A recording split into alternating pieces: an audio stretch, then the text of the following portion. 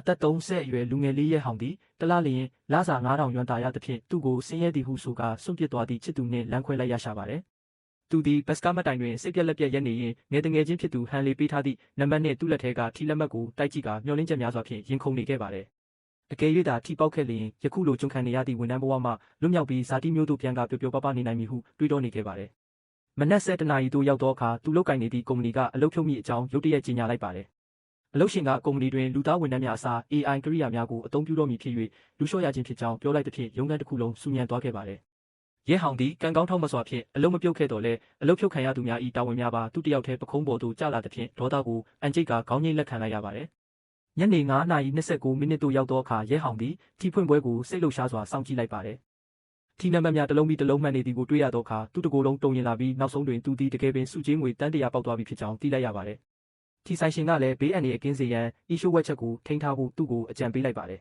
။ညနေဆောင်တွင်ရဲဟောင်သည်လမ်းလျှောက်ပြန်လာရင်ဤညနေခင်းသည်သူ့ဘဝ၏အလှပဆုံးညနေခင်းဖြစ်သည်ဟုခံစားလိုက်ရပါတယ်။ထိုအချိန်တွင်သူ့ကိုစွန့်ပစ်သွားခဲ့သည့်ချစ်သူဟောင်းထံမှဖုန်းဝင်လာတော့လဲရဲဟောင်ကအေးအေးဆေးဆေးပင်လမ်းခွဲစကားကိုပြက်ပြက်တသားပြောဆိုလိုက်ပါတယ်။အိမ်တို့ပြန်ရောက်သောအခါထီလက်မှတ်ကိုခေါင်းအောက်တွင်တေးသေးချာချာဝတ်ထားပြီးဤအရင်းနှီးဖြင့်ဇာတိမျိုးတွင်ပင်အခြေချတော့မည်ဟုဆုံးဖြတ်လိုက်ပါတယ်။စုငွေများထဲမှအခွန်ဆောင်ပြီးနောက်8 ခုတွေခန့်လက်ထဲကျန်မည်ဖြစ်ရာတခုတွေကိုမူအလူအတန်းပြုလုပ်ရန်စိတ်ကူးထားလိုက်ပါတယ်။နောက်တနေ့မနက်တွင်အလုပ်ရှင်ကအလုပ်ကိစ္စဖြင့်ဖုန်းဆက်လာတော့လဲရဲဟောင်ကဖုန်းကိုပိတ်ပစ်လိုက်ပြီးဘဝတစ်ကိုစတင်ရန်ပြင်ဆင်လိုက်ပါတယ်။သူသည်လူအများသတိမထားမိစေရန်နှင့်မျက်နှာကိုဖုံးကွယ်ရန်အုတ်ထုပ်နှင့်မျက်မှန်ကိုတက်ဆင်ပြီးဘန်တို့ထီစုငွေတွားရောက်ထုတ်ယူခဲ့ပါတယ်။စုငွေထုတ်ယူခြင်းလုပ်ငန်းစဉ်များအကုန်အစင်ပြေသွားပြီးနောက်ရဲဟောင်သည်အလုပ်ထွက်စာတင်ရန်ကုမ္ပဏီသို့ပြန်သွားခဲ့ပါတယ်။အလုပ်ရှင်နှင့်အခြေတင်စကားများခဲ့ကြတော့လဲသူကဘာမှမမှုပဲအလုပ်မှချက်ချင်းထွက်လိုက်ပါတယ်။ထို့နောက်သူနေထိုင်သည့်အိမ်ခန်းကပစ္စည်းများကိုရောင်းချကာဇာတိမျိုးသို့ပြန်ရန်ပြင်ဆင်လိုက်ပါတယ်။သူ့ဖေထံသို့ဖုန်းဆက်ပြီးထီပေါက်ကြောင်းပြောပြသည့်အခါတွင်မူမိဘများစိုးရိမ်မိဆိုးသဖြင့်တိမ်ငဥရသာပေါက်သည်ဟုလိန်ပြောလိုက်ပါတယ်။နောက်တစ်နေ့တွင်ယထာပေါ်၌သူ၏လုပ်ဖော်ကိုင်ဖက်ဟောင်း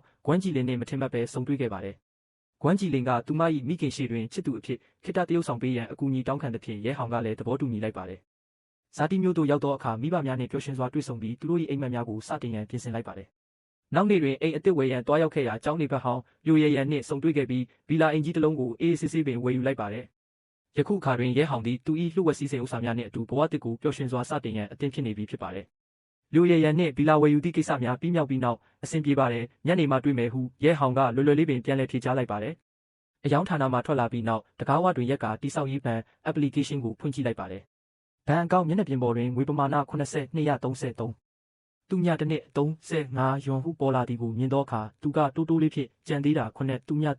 ကျော်တောင်ရှိသေးတယ်ပေါ့ဟုရေရွတ်လိုက်ပါတယ်။ဒီဘဏ်ကတ်ထဲကငွေများနဲ့လုံကော်ဘဏ်က4 တန်းကိုပေါင်းလိုက်လျင်သူ့လက်ထဲတွင်24 တန်းကျော်ရှိနေခြင်းဖြစ်ပါတယ်။မိဘများထံအိမ်ပြန်ရောက်လေမူအိမ်ဘိုးကို2 တန်းကျော်သာကုန်ကြသည်ဟုပြောရန်စိတ်ကူးထားလိုက်ပါတယ်။ဗီလာကို4.2 တန်းဖြင့်ဝယ်ယူလိုက်တော့လဲသူ့လက်ထဲတွင်ကျန်နေသည့်ငွေများကအံ့ဩစရာကောင်းလောက်အောင်များပြားနေတုံးပင်ဖြစ်ပါတယ်။ထိုအချိန်တွင်ပင်ရဲဟောင်၏ဖုန်းကတုန်ခါသွားပြီးကွန်းကြည်လင်ထံမှဝီချက်စာတိုတစ်စောင်ရောက်ရှိလာပါတယ်။စာထဲတွင်အကိုရဲ့ကိစ္စတစ်ခုသတိရသွားလို့ကျမအမေကိုပြောထားတာလေအကိုမှာကားတစ်စီးရှိတယ်မလား။အခုအကိုလက်ထဲမှာကားရှိသေးလားဟုမေးမြန်းထားပါတယ်။အဲ့ဒီကြမှာပင်နေ့လည်ကြလျင်သူမ၏မိခင်ကိုမျက်နှာချိုသွေးရန်ကူညီပေးရအောင်မည်ဆိုတာကိုရဲဟောင်သတိရသွားခဲ့ပါတယ်။ကွန်းကြည်လင်ကကားတစ်စီးငှားရမ်းပေးရန်အကြံပေးတော့လဲရဲဟောင်ကမလိုပါဘူး။ကိုကားကိုရှိတယ်အဲ့ဒီကြရင်ကားနဲ့ပဲလာခဲ့လိုက်မယ်ဟုတန်းပြီးဖြေကြားလိုက်ပါတယ်။ကွန်းကြည်လင်ကလည်းချက်ချင်းပင်ကောင်းလိုက်တာဒါဆိုနေ့လည်ကြရင်အကိုကိုပဲအားကိုးရတော့မယ်နော်ဟုပြန်စာပို့လာခဲ့ပါတယ်။ရဲဟောင်သည်ဖုန်းကိုတိမ့်လိုက်ပြီးကားဝယ်ရန်အလေးနဲ့စဉ်းစားလိုက်ပါတယ်။ဖုန်းထဲတွင်ကားမျိုးစားမျိုးစုံကိုလှန်လောကြည့်ရှုရင်းနောက်ဆုံးတွင်မူရှောင်မီစု9ကိုပင်ရွေးချယ်လိုက်ပါတယ်။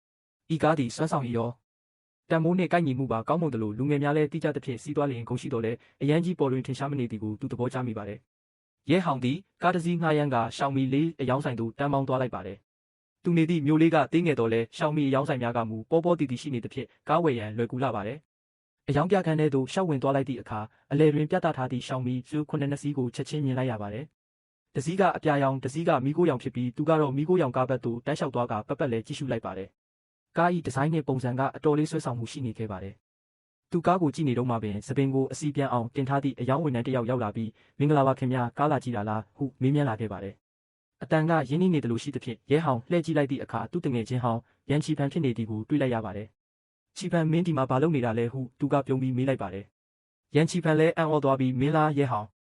်ဘာမှမဟုတ်ပါဘူးရှန်ကျက်မှာအစင်မပြေတော့လို့အခုဒီမျိုးကိုပြန်လာတာပါဟုပြောပြရှာပါတယ် ရဲဟောင်ကလည်းဒီမျိုးမှလည်းအဆင်ပြေပါတယ်ရှန်ကျက်လိုနေရာမျိုးကအလုပ်လုပ်ရတာအယမ်းမြန်ပြီးဖိအားလည်းများတယ်လေဟုနှစ်သိမ့်လိုက်ပါတယ်ထို့နောက်ရန်ချီဖန်ကမင်းကားလာဝယ်တာလားဒါမှမဟုတ်ကြည်ုံတက်တက်လားဒါဆိုစားတွေကြည့်မလားချိုင်ရောဟုမေးမြန်းသည့်အခါရဲဟောင်ကစိုးကတော့မလိုတော့ပါဘူးငါနဲ့ချိုင်လမ်းခွဲလိုက်ကြပြီလေဟုပြောလိုက်ပါတယ်အန်ချီဖန်လည်းအလုံးမုတ်တို့ချက်ချင်းပြန်ပြောင်းလိုက်ပြီးမိခိုးရောင်ကားဤတကားကိုဖွင့်ပေးလိုက်ပါတယ်ရဲဟောင်ကားပေါ်တက်ထိုင်ပြီးထိုင်ကုန်နဲ့စတီယာရင်ဤအထီးတွေ့ကိုခန်းစားကြည့်လိုက်ပါတယ်ရန်ချီဖန်ကဒါကဆူ9 Pro version မှာတစ်ခါအားသွင်းရင်830ကီလိုမီတာအထိမောင်းလို့ရတယ်အရှိန်မြင့်တာကတော့9.9 စက္ကန့်ပဲကြာတယ်ခင်ဗျာစုစုပေါင်း28,000ကျော်ကျတဲ့မှာဖြစ်ပေမဲ့မင်းကငါတငယ်ချင်းဆိုတော့29,000နဲ့ပဲယူလိုက်ပါဟုရှင်းပြပါတယ်ရဲဟောင်က29,000လားတော်တော်လေးအဆင်ပြေတာပဲဒါဆိုဒီကားပဲယူမယ်လှုပ်ထုံးလုံနည်းတွေအတွက်ကူညီပေးပါဟုတန်ပြီးဆုံးဖြတ်လိုက်ပါတယ်ဟာမြန်လိုက်တာနောက်ထပ်အယောင်တွေကြည့်ဦးမလားဒါမှမဟုတ်စမ်းပေါင်းကြည့်ဦးမလားဟုရန်ချီဖန်ကမေးတော့လဲရဲဟောင်ကကားပေါ်ကနေဆင်းလာပြီးမလိုတော့ပါဘူးနေ့လည်ကျရင်အလုပ်ကိစ္စရှိသေးလို့ကားမောင်းရင်းနဲ့ပဲအတွေ့အကြုံယူလိုက်တော့မယ်ဟုပြောလိုက်ပါတယ်ကားဝယ်သည့်လှုပ်ထုံးလုံနည်းများကလည်းမြ ဆက်ဆံပင်ပြီးဆုံးသွားခဲ့ပါတယ်ရဲဟောင်ကရွမ်2 သိန်းကျော်ကိုပေးချေလိုက်ပြီးပုံမှန်ဈေးထက်1,000ကျော်တက်တာသွားခဲ့ပါတယ်ဝန်ထမ်းများကလည်းကားအသစ်နဲ့အတူဓာတ်ပုံရိုက်ပေးရန်ပြင်ဆင်ပေးကြပါတယ်နေ့လယ်7 နာရီတွင်ရဲဟောင်သည်ကားအသစ်ကိုမောင်းနေပြီးအပြင်သို့ထွက်လာကရန်ချီဖန်ကိုသွားကြမယ်လေနေ့လယ်စာအတူတူသွားစားရအောင်ဟုခေါ်လိုက်ပါတယ်ရန်ချီဖန်ကအေးလေဒါပေမဲ့ဒီနေ့တော့ငါအလှဲ့ငါပဲကျွေးမယ်မင်းဒီနေ့ငါ့ဤလစဉ်ရီမှန်းချက်ကိုပြည့်အောင်ကူညီပေးထားတာဆိုတော့ငါ့ကိုကျွေးခွင့်ပေးပါဟုတင်းကြပ်ပြောလာသဖြင့်ရဲဟောင်လည်းသဘောတူလိုက်ရပါတယ်သူတို့နှစ်ယောက်စားတောက်ဆိုင်ကောင်းတစ်ခုကိုရှာဖွေပြီးသတင်းပေါင်နာတွင်ထိုင်လိုက်ကြပါတယ်ကဲကားအသစ်ဝယ်နိုင်တဲ့အတွက်ဂုဏ်ပြုပါတယ်ဟုရန်ချီဖန်ကခွက်ကိုမြှောက်လိုက်ပါတယ်သူတို့နှစ်ယောက်စကားပြောရင်းအခြေအနေကတဖြည်းဖြည်းပုတ်ပါလာခဲ့ပါတယ်ဒါနဲ့ရဲဟောင်မင်းရှန်ကျက်မှာအလုတ်လုတ်တုံးမဲလားယာဒူးတိုးလားလစာတွေအများကြီးရနေပြီမလားဟုမေးရရဲဟောင်ကဘဲကမလဲငါအလုတ်ထွက်လိုက်တာကြပြီအလုတ်ကလမ်းကြောင်းမရှိဘူးအပေါ်ကလူတွေကအဆက်အသွယ်ရှိတဲ့သူတွေကြီးပဲကိုကအသေးလဲလုပ်ပေးရပြီးအောင်မြင်မှုတွေကတော့ဘာမှမလုပ်တဲ့သူတွေစီပဲရောက်သွားတာလေစိတ်တောင်တိုးတယ်ဟုရင်ဖွင့်ကြီးတွားလိုက်ပါတယ်သူတို့နှစ်ယောက်ဒီတကယ်ကိုရင်ဖွင့်ရင်းစားတော့ကြပါတယ်ချိုင်နဲ့တကယ်လမ်းခွဲလိုက်တာလားဟုရန်ချီဖန်ကမေးရတကယ်ပါဟုရဲဟောင်ကပြန်ဖြေလိုက်ပါတယ်ရန်ချီဖန်ကလည်းသူ့အကြောင်းကိုပြန်လဲပြောပြလာပါတယ်သူကငါ့မှာပတ်စံမရှိလို့တဲ့ဒန်းရောင်ကယောဂစတူဒီယိုဖွင့်ထားတာလစဉ်ဝင်ငွေအများကြီးပဲဒီမျိုးမှာဆိုရင်သူကထိတ်ဆုံးပဲငါကဘာမှမတတ်နိုင်ဘူးလေပညာရည်ချင်းလည်းမရှိအဆက်အသွယ်လည်းမရှိအလုပ်လုပ်ရတာမလွယ်ဘူးငါစူးစမ်းတာမဟုတ်ဘူးလားဆိုင်မှာငါကအစောဆုံးလာပြီးအနောက်ဆုံးမှပြန်လာလေဟုပြောပြသဖြင့်ရဲဟောင်ကငါနားလဲပါတယ်လာတစ်ခွက်လောက်ထပ်တော့ရအောင်ဟုဆိုကနှစ်သိမ့်ခဲ့ပါတယ်သူတို့နှစ်ယောက်စကားတွေအများကြီးပြောဖြစ်ကြပြီးနောက်ရဲဟောင်ကကားမောင်းပြီးရန်ချီဖန်ကိုဆိုင်တို့ပြန်ပို့ပေးလိုက်ပါတယ်ကားပေါ်ကဆင်းခံနေတွင်ရန်ချီဖန်ကသူ့ပကုံးကိုပုတ်ပြီးညီကိုဒန်းရောင်ကိစ္စလေးကိုတော့ကူညီပေးပါဦးနော်ဟုမှာကြားလိုက်ရရဲဟောင်ကလည်းစိတ်ချပါငါမှတ်ထားလိုက်ပါမယ်ဟုပြန်ပြောလိုက်ပါတယ်ညနေ3 နာရီနီးပါးတွင်ကွန်းကြည်လင်ထံသို့နေရာရပြီလားငါလာခဲ့တော့မယ်ဟုစာတိုပို့လိုက်ပါတယ်မိနစ်အနည်းငယ်ကြာသောအခါကွန်းကြည်လင်ထံမှနေရာလိပ်စာရောက်လာသဖြင့်ရဲဟောင်ကားမောင်းပြီး10 မိနစ်လောက်ကြာတွင်ရောက်ရှိသွားခဲ့ပါတယ်ကားပေါ်ကဆင်းလိုက်သည့်နှင့်ကွန်းကြည်လင်ကလက်ဝဲရံပြနေသည်ကိုမြင်လိုက်ရပြီးသူမ၏ဘေးတွင်အသက်အရွယ်ရနေသည့်အမျိုးသမီးတစ်ယောက်ထိုင်နေသည်ကိုတွေ့ရပါတယ်အကိုရဲ့ဒီမှာပါကျမမေပါဟုကွန်းကြည်လင်ကမိတ်ဆက်ပေးလိုက်ပါတယ်ရဲဟောင်ကလည်းမင်္ဂလာပါဒေါ်လေးကျွန်တော်ရဲဟောင်ပါဟုနှုတ်ဆက်လိုက်ပါတယ်ကွန်းကြည်လင်၏အမေကသူ့ကိုကြည့်ပြီးအော်လီလီပြောတဲ့အတိုင်းပဲတကယ်ပဲအရက်ရှိပြီးချုံမောတဲ့လူငယ်လေးပဲဒါကြောင့်လေအမေစီစဉ်ပေးတဲ့လူချင်းတွေ့တာကိုညင်းနေတာကိုဟုပြောဆိုလိုက်ပါတယ်ကွန်းကြည်လင်ကရဲဟောင်ကိုမျက်စိပြလိုက်တဲ့ဖြင့်ရဲဟောင်ကလည်းလက်ဖက်ရည်ခွက်ကိုကင်ပြီးကျွန်တော်အခုရှန်ကျန်းကအင်တာနက်ကုမ္ပဏီတစ်ခုမှာမန်နေဂျာဖြစ်လုပ်နေပါတယ်လစာက3000လောက်ရှိပြီးအာမခံတွေလည်းရပါတယ်နှစ်ကုန်စုကြီးကလည်း1 သိန်းလောက်ရှိပါတယ်ရှန်ကျက်မှာလည်းအိမ်တစ်လုံးဝယ်ထားပါတယ်ဟုလိန်ညာပြီးပြောလိုက်ပါတယ်။ကွန်းကြည်လင်၏အမေကအပြင်ကမီးခိုးရောင်ကားကိုလှမ်းမေးသည့်အခါရဲဟောင်ကဟုတ်ကြောင်းဝန်ခံလိုက်ပါတယ်။ကွန်းကြည်လင်ကလည်းမေသူကအဲ့ဒီကားနဲ့ပဲလာတာလေဟုဝင်ပြောပေးခဲ့ပါတယ်။ကောင်းလိုက်တာ။နှစ်ယောက်လုံးကအရင်ကလုတ်ဖို့ကင်ဘက်တွေဆိုတော့တယောက်အကြောင်းတယောက်တီးပြီးသားပေါ့။လီလီကလည်းမင်းအလုပ်စူးစမ်းပြီးသူ့ကိုကူညီပေးတယ်လို့ပြောတယ်ဟုအမေဖြစ်သူကသဘောကျစွာပြောရှာပါတယ်။ထို့နောက်ကွန်းကြည်လင်ကမေနောက်ထပ်သိချင်တာရှိသေးလားဟုမေးရမရှိတော့ပါဘူး။ကျန်တဲ့အချိန်တွေမှာမင်းတို့နှစ်ယောက်တည်းစကားပြောကြတော့လေဟုပြောဆိုကအမေဖြစ်သူထွက်သွားခဲ့ပါတယ်။အကိုရဲ့ကျေးဇူးတင်ပါတယ်။အမေယုံသွားပြီးနောက်ဆိုရင်တော့စိတ်ပူစရာမလိုတော့ဘူးဟုကွန်းကြည်လင်ကတက်ပြင်းချရင်ပြောသဖြင့်ရဲဟောင်ကကိစ္စမရှိပါဘူး။ကူညီပေးတာပါဟုပြန်ပြောလိုက်ပါတယ်။သူတို့နှစ်ယောက်ဒီမျိုးလေးနဲ့ရှန်ကျက်ဤကွာခြားချက်များကိုစကားပြောဖြစ်ကြပါတယ်။ကွန်းကြည်လင်ကအပြင်ကကားအသစ်ကိုမြင်တော့အကိုရဲ့ကားကအသစ်ဆက်ပဲဝယ်လိုက်တာလားဟုမေးရဟုတ်တယ်။ဒီနေ့မှဝယ်တာဟုရဲဟောင်ကဖြေလိုက်ပါတယ်။ရှောင်းမီလာ2000ကျော်လောက်ပေးရတယ်လို့ကြားဘူးတယ်ဟုကွန်းကြည်လင်ကပြောရင်းရဲဟောင်အလုတ်ထွက်ထားသည်ကိုတတိယသွားကသူမအတွက်နဲ့ပဲအကျွေးတင်ပြီးဝယ်လိုက်တာဟုထင်သွားခဲ့ပါတယ်။တောင်းပန်ပါတယ်အကိုရဲ့ကျမကြောင့်အကိုအကျွေးတင်သွားပြီ။စိတ်မပူပါနဲ့အကျွေးတွေကိုကျမပြန်ဆက်ပေးပါမယ်ဟုကွန်းကြည်လင်ကအာနာတကြီးပြောလာတဲ့ဖြင့်ရဲဟောင်ကဘာတွေပြောနေတာလဲ။ဒါကအကျွေးနဲ့ဝယ်တာမဟုတ်ဘူးပတ်စံအကုန်ပေးပြီးဝယ်ထားတာပါဟုရှင်းပြခဲ့ပါတယ်။သို့တော့ကွန်းကြည်လင်ကမဟုတ်ပါဘူးအကိုကျမအတွက်နဲ့ပဲလုပ်ပေးတာကိုကျမသိပါတယ်ကျမအကိုကိုတန်ဖိုးထားပါတယ်ဟ ဟုရှက်ရွံ့စွာဖြင့်ပြောဆိုနေသောကြောင့်ရဲဟောင်ကကားဝယ်ထားသည့်စာရွက်စာတမ်းများကိုတွားယူပြီးသူမကိုပြသလိုက်ပါတယ်။ကြည့်ပါဒါအကုန်ပေးပြီးဝယ်ထားတာပါဟုပြောလိုက်သည့်အခါမှပင်ကွမ်းကြည်လင်တယောက်ယုံကြည်သွားတော့တယ်။အော်ဒီလိုလားအကိုရက်ကတကယ်တော်တာပဲအွန်လိုင်းကနေငွေရှာနိုင်တာကိုဟုကွမ်းကြည်လင်ကအံ့ဩစွာပြောသဖြင့်ရဲဟောင်ကအလကားပါကံကောင်းလို့ပါဟုသာပြန်ပြောလိုက်ပါတယ်။သူတို့နှစ်ယောက်နောက်တစ်ခါထပ်တွေ့ဖို့စကားပြောပြီးနောက်ရဲဟောင်လည်းအိမ်ပြန်လာခဲ့ပါတယ်။သူကရှောင်မီကားကိုမောင်းပြီးမြို့ထဲတွင်လှည့်ပတ်ကြည့်ရှုနေခဲ့ပါတယ်။ညနေ9 နာရီတွင်လျိုရရန်နှင့်တွေ့ဆုံရန်ဘောလီရင်ပြင်သို့တွားရောက်ခဲ့ပါတယ်။လျိုရရန်ကပန်းရောင်ကားဝင်လေးနှင့်အရန်လှပနေခဲ့ပါတယ်။အကိုကတကယ်ပဲချမ်းသာတာပဲဒါပေမဲ့ရှောင်မီကားပဲစီးတယ်နော်ဟုလျိုရရန်ကရေမောပြီးပြောဆိုပါတယ်။သူတို့နှစ်ယောက်စားတော့ဆိုင်တွင်ထိုင်ပြီးစကားပြောကြသည့်အခါဒီဆိုင်ကအရင်တိုင်းပဲနော်ဟုရဲဟောင်ကဆိုရလျိုရရန်ကဈေးနှုန်းကတော့အကိုနဲ့မလိုက်ဖက်တော့ဘူးထင်တယ်ဟုပြောတော့လေကျွန်တော်ကယူမဆိုင်ပါဘူးဟုရဲဟောင်ကတင်းငိမ့်စွာပြန်ပြောလိုက်ပါတယ်။လူရရန်ကလည်းသူမ၏အလုပ်အကြောင်းပြောပြရင်ကျမကတော့နောက်ဘဝလက်တွဲဖော်စီကနေကျမလိုချင်တဲ့ဘဝမျိုးကိုမရမှာကိုကြောက်တယ်အဲ့ဒါကြောင့်ပဲတကူရီပဲနေပြီးပတ်စံစုဖို့ဆုံးဖြတ်လိုက်တာကိုအားကိုပြီးအသက်ရှင်ခြင်းလို့ပါဟုရင်ဖွင့်လိုက်ပါတယ်ဒီစကားကိုကြားတော့ရဲဟောင်ကသူ့အကြံစီကိုသဘောတူကြောင်းပြောပြလိုက်ပါတယ်လူရရန်ကလည်းသူ့အနေဖြင့်အချစ်ကိုတောက်တပေမဲ့အထီးကျန်စွာနှင့်ပဲအသက်ကြီးသွားမှာကိုကြောက်နေမိသည်ဟုရင်ဖွင့်ရင်းရဲဟောင်ကိုရုတ်တရက်အလေးနဲ့မေးမြန်းလိုက်ပါတယ်ရှင်သာဆိုရင်ကျမလိုမိန်းကလေးမျိုးကိုစဉ်းစားပေးပါလားကျမအမှန်တိုင်းသိချင်လို့ပါဟုမေးလိုက်တဲ့ဖြင့်လေလူးကရုတ်တရက်တင်းမာသွားတယ်လို့ဖြစ်သွားခဲ့ပါတယ်။ရဲဟောင်ကမင်းရဲ့လွတ်လပ်မှုကိုငါသဘောကျတယ်လို့မင်းကလည်းလှပတဲ့မိန်းကလေးတစ်ယောက်လို့ထင်ပါတယ်ဟုဖြေရရှင်အဲ့ဒါစကားချိုချိုပြောတာမဟုတ်ဘူးလား။ကျမအသက်29နှစ်တောင်ရှိနေပြီအရင်လိုလှတော့တာမဟုတ်ပါဘူးဟုဆိုတဲ့ဖြင့်ရဲဟောင်ကမင်းတာမလှပဲကိုလုံးကိုပေါက်မကောင်းရင်ဒီဗီလာအယောင်းဝင်တဲ့အလုပ်ကိုဒီလောက်ကြာအောင်လုပ်နိုင်မှာမဟုတ်ဘူးလေဟုပြန်ပြောလိုက်ပါတယ်။ဒီစကားကိုကြားတော့လူရဲရန်ကပြုံးပြီးခေါင်းညှိလိုက်ပါသည်ဒီအကဲဖြတ်ချက်ကိုနောက်ဆုံးတော့လက်ခံလိုက်ပုံရပါတယ်။လူရဲရန်ကတက္ကသိုလ်တုန်းကချစ်ရသည့်ရုပ်ချောပြီးအရက်ရှိသည့်ကောင်လေးတစ်ယောက်အကြောင်းပြောပြရင်းအားငယ်စိတ်ကြောင့်မချင်းကပ်ခဲ့ရသည့်အကြောင်းပြောပြရှာပါတယ်။နောက်တော့ကျမကိုဂရီပေးခဲ့တဲ့ပြင်ပအလှပတွေပြည့်စုံလာရင်နောက်ထပ်နောက်တမရတော့ဘူးလို့ဟုပြောပြီးတာနဲ့သူမကစကွဲထိုးကိုခေါ်ပြီးဝိုင်းတပလင်းမှယူလိုက်ပါတယ်။နည်းနည်းလောက်တောက်မလားဟုမေးရရဲဟောင်ကငါအရက်မတောက်ဘူးမင်းပေးမှာတတိဖြော်ရည်ပဲတောက်ပေးမယ်ဟုညင်းပယ်လိုက်တဲ့ဖြင့်လူရဲရန်ကနည်းနည်းစိတ်ပြတ်သွားပုံရပြီးပါဇက်ကတော့ကိစ္စမရှိဘူးဟုပြောပေမဲ့မျက်နှာကတော့မပြောမရှင်ဖြစ်သွားခဲ့ပါတယ်။နောက်တနာရီလောက်တွင်လူရဲရန်ကဝိုင်းနှစ်ခွက်လောက်တောက်ပြီးမူးကတကိုယ်လုံးနီးရဲလာပါသည်သူမကသူမ၏စိတ်မကောင်းစရာဘဝအကြောင်းများကိုရေယိုရင်းကျမရှင်ကိုတကယ်သဘောကျတာပါလို့ပြောလိုက်ပါတယ်စကားမဆုံးခင်မှာပင်သူမကနောက်သို့လဲကျသွားသဖြင့်ရဲဟောင်ကအမြန်ထိန်လိုက်ရပါတယ်ရဲရန်မင်းမူးနေပြီးငါပြန်ပို့ပေးမယ်ဟုဆိုရလူရဲရန်ကရဲဟောင်၏ပခုံးပေါ်မိရင်းမူးဝေစွာနှင့်ပြန်မလို့လားကောင်းပြီလေဒါပေမဲ့ရှင်ကျမအိမ်ဘယ်နာရှိလဲသိလို့လားကျမဘယ်ကိုပြန်ရမှာလဲကျမအိမ်ဘယ်နာလဲဆိုတာကျမလည်းမေ့သွားပြီဟုပြောဆိုပါတော့တယ်ရဲဟောင်ကတေချာစဉ်းစားကြည့်ဖို့ပြောပေမဲ့သူမကခေါင်းခါပြီးစဉ်းစားလို့မရတော့ဘူးဟုပြောပါတယ်လူရဲရန်ဤကိုခန္ဓာကရဲဟောင်ဤပခုံးပေါ်တွင်ပြုတ်ခွေကျနေပြီးအရက်နက်နှင့်ရောပြောနေသည့်ရနက်များကရဲဟောင်ဤနှာခေါင်းထဲသို့ရောက်လာခဲ့ပါတယ်ရဲဟောင်ကစိတ်ကိုအမြန်ထိန်ပြီးသူမကိုတွဲထားရင်းစပွဲထိုးကိုငွေရှင်းခိုင်းလိုက်ပါတယ်စပွဲထိုးမလေးကသူတို့ကိုကြည့်သည့်အကြည့်ကထူးဆန်းနေခဲ့ပါတယ်ရဲဟောင်ကအမြန်ငွေရှင်းပြီးလူရဲရန်ကိုတွဲထူလိုက်ချိန်တွင်ရှေ့ကကောင်မလေးကတတိထားပြီးစောင့်ကြည့်နေခဲ့ပါတယ်ရဲဟောင်လည်းစိတ်ထဲမတက်မတာဖြစ်သွားတာကြောင့်လူရဲရန်ကိုတွဲပြီးစားတောက်ဆိုင်ထဲကနေအမြန်ထွက်လာခဲ့ပါတယ်လမ်းတစ်လျှောက်လုံးလူတွေကသူတို့ကိုကြည့်နေကြပါသည်အရက်ရှိသည့်ယောက်ျားတစ်ယောက်ကပန်းရောင်ကားဝတ်ထားသည့်မူးနေသည့်မိန်းကလေးတစ်ယောက်ကိုတွဲထားတာမို့အတော်လေးတိတာနေပြီဖြစ်ပါတယ်ရဲဟောင်ကအမြန်ဆုံးကားပေါ်ရောက်ချင်နေခဲ့ပါတယ်ကားနားရောက်တော့ရဲဟောင်ကရှေ့ခုံတကားကိုဖွင့်ပြီးလူရဲရန်ကိုဂယုတစိုက်ထိုင်ခိုင်းကခပ်ပတ်ပေးလိုက်ပါတယ်မောင်းသူခုံပေါ်ပြန်ထိုင်ပြီးတော့မှတက်ပြင်းချလိုက်ပါတယ်တေးပါပြီဒီထက်ပိုကြရင်ငါတော့ရှက်တေတော့မှာပဲရဲရန်မင်းအိမ်ကဘယ်နာလဲဟုနှစ်ခါလောက်ခေါ်ပေမဲ့သူမကပြန်မထူးတော့ပဲခေါင်းဆောင်ပြီးအိပ်ပျော်သွားရှာပါပြီရဲဟောင်လည်းစိတ်ညစ်ညစ်နဲ့ပဲသူမဖုန်းကိုဖွင့်ကြည့်ပေမဲ့စကားဝက်ခံထားသဖြင့်ပွင့်မလာပါဘူးည9 နာရီခွဲလောက်ဖြစ်နေပြီမို့အိမ်မသိတာနဲ့ဟိုတယ်တစ်ခုမှာအခန်းဖွင့်ပေးဖို့ဆုံးဖြတ်လိုက်ပါတယ်ရဲဟောင်ကကားကိုရပ်ပြီးချန်ကွန်းရန်ကွန်းဟိုတယ်ထဲဝင်သွားခဲ့ပါတယ်ရှိကောင်တာကမိန်းကလေးကပြုံးပြီးရှင်အခန်းလိုလားဟုမေးရရဲဟောင်ကမှတ်ပုံတင်ထုတ်ပေးပြီးအခန်းတစ်ခန်းဖွင့်ခိုင်းလိုက်ပါတယ်ရှင်တယောက်ထဲလားဟုထပ်မေးသဖြင့်2 ယောက်ပါနောက်တစ်ယောက်ကကားထဲမှာသူအရက်မူးနေလို့ပါ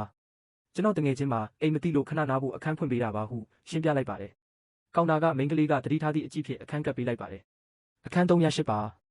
တတိယထပ်ဘဲဘက်ချမ်းကတတိယအခန်းပါဟုပြောဆိုလိုက်ပါတယ်ရဲဟောင်ကကက်ယူပြီးလူရဲရန်ကိုတွဲကဟိုတယ်ထဲခေါ်သွားခဲ့ပါတယ်အခန်းထဲရောက်တော့လူရဲရန်ကိုအိပ်ရာပေါ်တင်ပေးဖို့ပြင်နေတော့နောက်ကနေတကားပိတ်တန်ကြားလိုက်ရပါတယ်လူရဲရန်ကတကားကိုလောက်ချလိုက်တာဖြစ်ပါတယ်ရဲဟောင်ကအံ့ဩစွာနဲ့မင်းမူးနေတာမဟုတ်ဘူးလားဘာလို့တာလဲဟုမေးတော့လဲစကားမဆုံးခင်မှာပဲလူရဲရန်ကသူ့ကောင်းကိုဆွဲကင်ပြီးနမ်းလိုက်ပါတော့တယ်ရဲဟောင်တယောက်လန့်သွားပြီးဘာလို့ရမှန်းမသိတော့ပါဘူးနောက်တနေ့မနက်9 နာရီတွင်ရဲဟောင်နိုးလာပြီးဖုန်းအချိန်ကြည့်လိုက်ပါတယ်သူ့ဘေးမှာလူရဲရန်ကိုမြင်လိုက်ရတော့နောင်နာတွေရလာပါတော့တယ်ငါဘာတွေလုပ်လိုက်မိတာလဲဟုရဲဟောင်ကမျက်နှာကိုလက်နဲ့အုပ်ပြီးမင်းညကအဖြစ်ပြက်များကိုပြန်တွေးမိပါတယ်ဆောင်းကိုလက်ကြည့်လိုက်သည့်အခါမှာတော့သူ့မျက်နှာပြက်သွားပြီးတေးစမ်းအကာအကွယ်မသုံးမိဘူးလို့អော်လိုက်ပါတော့တယ် တန်းလောက်ပေါက်ထားတာတော့မပြောရသေးခင်မှာပဲဒီလိုဖြစ်ရတာကိုသူအတော်လေးနောင်တရသွားခဲ့ပါတယ်။လူရဲရန်နိုးလာတော့ရဲဟောင်ဤလက်မောင်းကိုဖတ်ပြီးရဲဟောင်မင်းညကငါလောက်တာမှားမှန်းသိပါတယ်။ဒါပေမဲ့စိတ်ချပါငါတာဝန်ယူပါမယ်ဟုပြောဆိုပါတယ်။ရဲဟောင်ကခေါင်းကိုကင်ပြီးစေးဝယ်ပေးရမလားဟုမေးရမလို့ပါဘူး။ငါကတာဝန်ယူတတ်တဲ့မိန်းကလေးပါ။အမြဲတမ်းနောက်ဆုံးအချိန်မှာအပြင်မှာပဲလောက်တာပါဟုဆိုသဖြင့်ရဲဟောင်ကဒီစကားကြတော့မှတက်ပြင်းချနိုင်ပါတော့တယ်။ငါကယောက်ျားလေးပါ။မင်းဘာတာဝန်ယူမှလဲဟုမေးရရှင်ကလွတ်လပ်တဲ့အမျိုးသမီးတစ်ယောက်လို့ပြောခဲ့တယ်လေဒါဆိုဒီလိုကိစ္စမျိုးမှာငါကပဲရှင်ကိုတာဝန်ယူရမှာပေါ့မဟုတ်ဘူးလားဟုပြန်ပြောခဲ့ပါတယ်ရဲဟောင်ကသူ့လက်ကိုဖယ်ပြီးရေချိုးကန်းထဲဝင်ကမျက်နှာတစ်လိုက်ပါတယ်မှန်တဲ့ကကိုကြည့်ရင်ငါကအလိန်ခံလိုက်ရတာပါကို့သဘောနဲ့ကိုမဟုတ်ဘူးလို့ကိုပြန်ပြောနေခဲ့ပါတယ်အခန်းထဲပြန်ရောက်တော့လူရဲရန်ကဆောင်းကိုဖတ်ပြီးရဲဟောင်ငါတာဝန်ယူမှာပါရှင်ငါကိုမကြိုက်ရင်လည်းကိစ္စမရှိပါဘူးတခြားသူရှာနိုင်ပါတယ်ဒါပေမဲ့ရှင်နှလုံးသားထဲမှာနေရာလေးတစ်ခုတော့ခြံထားပေးပါဟုဆိုပါတယ်ရဲဟောင်ကသူမ၏မျက်လုံးနီနီများကိုကြည့်ပြီးတပြင်းသာချနိုင်ပါတော့တယ်။ပစ္စည်းတွေတင်ပြီးဟိုတယ်ကနေထွက်လာသည့်အခါကောင်တာကမိန်းကလေးကသူတို့ကိုကြည့်ပြီးအကုန်သိတယ်ဆိုသည့်အကြီးနဲ့ကြီးသဖြင့်ရဲဟောင်လည်းမြန်ပဲဟိုတယ်ကနေထွက်လာခဲ့ပါတယ်။ကားပါကင်ရောက်တော့ရဲဟောင်ကလူရဲရန်ကိုအခုတော့မင်းအိမ်ဘယ်နာလဲပြောတော့လေဟုမေးရစီဟုမင်းကျူးအိမ်ယာအနောက်ဘက်ပေါက်ပါဟုဖြေပါတယ်။ရဲဟောင်ကားမောင်းပြီးသူမကိုပို့ပေးလိုက်ပါတယ်။အိမ်ယာနာရောက်တော့လူရဲရန်ကဂယုဆိုင်ပြီးပြန်ပါအောင်တော်လို့ပြောပြီးကားပေါ်ကဆင်းသွားခဲ့ပါတယ်။ရဲဟောင်ကသူမ၏နောက်ကျောကိုကြည့်ပြီးစိတ်ရှုပ်ထွေးနေခဲ့ပါတယ်။စစ်လိတ်တလိတ်မင်းကြီးလိုက်ချိန်မှာပဲလူရဲရန်စီကနေရဲဟောင်ငါတာဝန်ယူမှာပါဆိုသည့်မက်ဆေ့ချ်ရောက်လာပါတယ်။ရဲဟောင်ကဘာမှပြန်မရေးပဲဖုန်းကိုပိတ်လိုက်ပါတယ်။ဒေါသထွက်လွန်သဖြင့်တက်ကကမှာယောက်ျားတစ်ယောက်ကိုမိန်းမတစ်ယောက်ကတာဝန်ယူမယ်လို့ပြောလာရင်ဘယ်လိုခံစားရမလဲဆိုပြီးတင်လိုက်ရာကွန်မန့်တွေကတော့ဟာတွေနဲ့ပြည့်နေသွားခဲ့ပါတယ်။ရဲဟောင်လည်းစိတ်တူနဲ့ဖုန်းပိတ်ပြီးအိမ်ကိုမောင်းပြန်ခဲ့ပါတော့တယ်။အိမ်ရောက်တော့မိခင်ဖြစ်သူလီဟုံမေကမနက်စာလုပ်ပြီးပြီဖြစ်ကဖခင်ဖြစ်သူရဲ့ကြံကထိုင်ကုန်မှာထိုင်နေပါတယ်။ဘာဖြစ်တာလဲမျက်နှာမကောင်းပါလားမင်းညကအဆင်မပြေဘူးလားဟုဖခင်ကမေးရဘာမှမဖြစ်ပါဘူးဟုဖြစ်တဲ့ဖြစ်ဒါဆိုအဆင်ပြေသွားတာပေါ့ဟုဆိုရအဖေကလည်းဟုရဲဟောင်ကညင်းလိုက်ပါတယ်လီဟုံမေကစံပြုတ်ပကံတွေနဲ့ထွက်လာပြီးသားကပြန်ရောက်တာမှ2ရက်ပဲရှိသေးတာဘသူနဲ့များဖြစ်ရမှာလဲဟုဆိုတဲ့ဖြစ်ရဲဟောင်လည်းစိတ်ပြက်စွာနဲ့ပဲနားထောင်နေရပါတယ်လီဟုံမေကအိမ်ဝယ်တာကားဝယ်တာတွေမေးတော့ရဲဟောင်ကပတ်စံအကုန်ရှင်းပြီးအကောင့်ထဲမှာ2 တန်းလောက်ကျန်သေးတယ်လို့ပြောလိုက်ပါတယ်အိမ်ရောကားရောဝယ်ပြီးပြီလားအတော်တန်တာပဲဟုမိခင်ကအံ့ဩရတငယ်ချင်းစီကဝန်ထမ်းစင်းနဲ့ရတာပါဟုဖြေပြီးတငယ်ချင်းကိုကျေးဇူးတင်တဲ့အနေနဲ့ညစာဖိတ်ကျွေးလိုက်ဦးဟုမိခင်ကမှာကြားပါတယ်ဗီလာပြင်ပြီးလေပြောင်းနေဖို့ပြောပေမဲ့မိဘတွေကညင်းပယ်ကြပါတယ်ဒီမှာပဲနေကြမှုနေတက်နေပြီးအိမ်ကြီးချင်းတွေလည်းရှိသေးတယ်နောက်ပြီးသားကရီးစားရရင်အိမ်ခေါ်လာတဲ့အခါကျမတို့ရှိနေရင်အဆင်မပြေဘူးလေဟုပြောတဲ့ဖြင့်ရဲဟောင်လည်းဘာမှပြန်မပြောနိုင်တော့ပါဘူးမနက်စာစားပြီးနောက်ရဲဟောင်ဆိုဖာပေါ်မှာနားနေတော့တကားခောက်တန်ကြားလိုက်ရပါတယ်တကားဖွင့်ကြည့်လိုက်တော့အနက်ရောင်ယိုဂါဘောင်းဘီနဲ့အားကစားအင်ဂျီဝတ်ထားသည့်မိန်းကလေးတစ်ယောက်ရက်နေတာတွေ့လိုက်ရပါတယ်။သူမကခန္ဓာကိုယ်ပြည့်ဖြူနဲ့ချွေးဆက်လေးတွေနဲ့လှပနေခဲ့ပါတယ်။ရဲဟောင်ကတန်ရောင်ဟုရေရွတ်လိုက်ရတန်ရောင်ကရဲဟောင်ကိုမြင်တော့အံ့ဩသွားခဲ့ပါတယ်။ရဲဟောင်ကတကားပေါင်ကိုမှီပြီးပြုံးပြလိုက်ပါတယ်။ကျမတခွားသီး2 ချောင်းလောက်လာချေးမလို့ပါဟုတန်ရောင်ကဆိုရသူမ၏အဝတ်စားကိုကြည့်ပြီးရဲဟောင်စိတ်တွေရိုင်းသွားခဲ့ပါတယ်။တန်ရောင်ကရှက်သွားပြီးရှင်ထင်တယ်လို့မဟုတ်ပါဘူး။ကျမအတုပ်လုံးမလို့တခွားသီးကုံသွားလို့ပါဟုရှင်းပြရလီဟုံမေကမိဖို့ချောင်းထဲကနေထွက်လာပြီးတခွားသီးတွေပေးလိုက်ပါတယ်။အောင်ကျေးဇူးတင်စကားပြောပြီးပြန်သွားခဲ့ပါတယ်။ရဲဟောင်ကသူမ၏နောက်ကျောကိုကြည့်ရင်စိတ်တွေလှုပ်ရှားနေခဲ့ပါတယ်။တားသူနဲ့သဘောကျရင်အမေပြောပေးရမလားဟုမိခင်ကမေးရရဲဟောင်ကသူ့အမေကိုမပြောဘူးတားလိုက်ပါတယ်။သူတန်ရောင်ကိုစိတ်ဝင်စားပေမဲ့သူမကတငယ်ချင်းရန်ချီဖန်၏ဇနီးဟောင်းဖြစ်နေတာကြောင့်ကိုသတိပေးလိုက်ပါတယ်။မင်းညကလူရဲရန်အကြောင်းပြန်တွေးမိပြီးစိတ်ကိုအမြန်ထိန်လိုက်ပါတော့တယ်။နေ့လယ်စာစားပြီးနောက်လီဟုံမေကရဲဟောင်ကိုအပြင်သွားပြီးအမိုက်ထုတ်ဖို့ပြောတဲ့ဖြင့်ရဲဟောင်အမိုက်အိတ်ကိုကင်ပြီးအပြင်ထွက်လိုက်သည့်အခါအိမ်ကြီးချင်းတန်ရောင်နဲ့ထပ်မံတွေ့ဆုံပါတယ်။သူမကအဝတ်စားတွေလဲထားပြီးကားတော့ကိုကင်ထားပါတယ်။လေကားကကျင်းနာမှုရဲဟောင်ကရှေ့ကဆင်းပြီးဒန်ရောင်ကနောက်ကလိုက်လာပါတယ်။ရဲဟောင်ကသူမ၏နောက်ကျောကိုကြည့်ပြီးဒေါ်လေးလီရဲ့သားကအရက်ရှိပြီးချောလိုက်တာ။ရန်ချီဖန်နဲ့လုံးဝမတူဘူးလို့တွေးနေပုံရပါတယ်။ဒန်ရောင်ကစိတ်လွင်ပြီးလေကားတစ်ကိုမကြည့်မိပဲချီချော်သွားကအားဆိုပြီးရဲဟောင်ဘက်ကိုလဲကျလာပါတော့တယ်။ရဲဟောင်လှည့်ကြည့်လိုက်သည့်အခါဒန်ရောင်ကသူ့စီကိုလဲကျလာတာမို့တေဆန်းလို့အော်ပြီးလက်နဲ့အမြန်ဖမ်းလိုက်ရပါတယ်။အမိုက်အိတ်တွေလွင့်ထွက်သွားပြီးဒန်ရောင်ကရဲဟောင်၏ရင်ခွင်ထဲကိုရောက်လာခဲ့ပါတယ်။လေကားတစ်ပုံမှာဒန်ရောင်ကရှက်ရွံ့စွာနဲ့တောင်းပန်ပါတယ်။ကျမမရည်ရွယ်ပါဘူးဟုဆိုရရဲဟောင်ကနှာခေါင်းကိုပူရင်းကိစ္စမရှိပါဘူး။ကျွန်တော်အဆင်ပြေပါတယ်ဟုဖြေပါတယ်။မြောင်ကသူ့ဝတ်စားကိုကြည့်ပြီးရှက်နေပုံရကရှင်နှာခေါင်းအဆင်ပြေရဲ့လားဆေးရုံသွားပြမလား။ကျမပတ်စံပေးပါမယ်ဟုဆိုတဲ့ဖြင့်တကယ်မလိုပါဘူး။ကျွန်တော်နှာခေါင်းကမကျိုးပါဘူး။တန်ပါပါတယ်ဟုရဲဟောင်ကပြောဆိုပါတယ်။ဒါဆိုလဲကောင်းတာပေါ့ဟုဒန်ရောင်ကဆိုပါတယ်။အခြေအနေကအတော်လေးရှက်စရာကောင်းနေတာမို့ဒန်ရောင်ကစကားလမ်းကြောင်းလွှဲလိုက်ပါတယ်။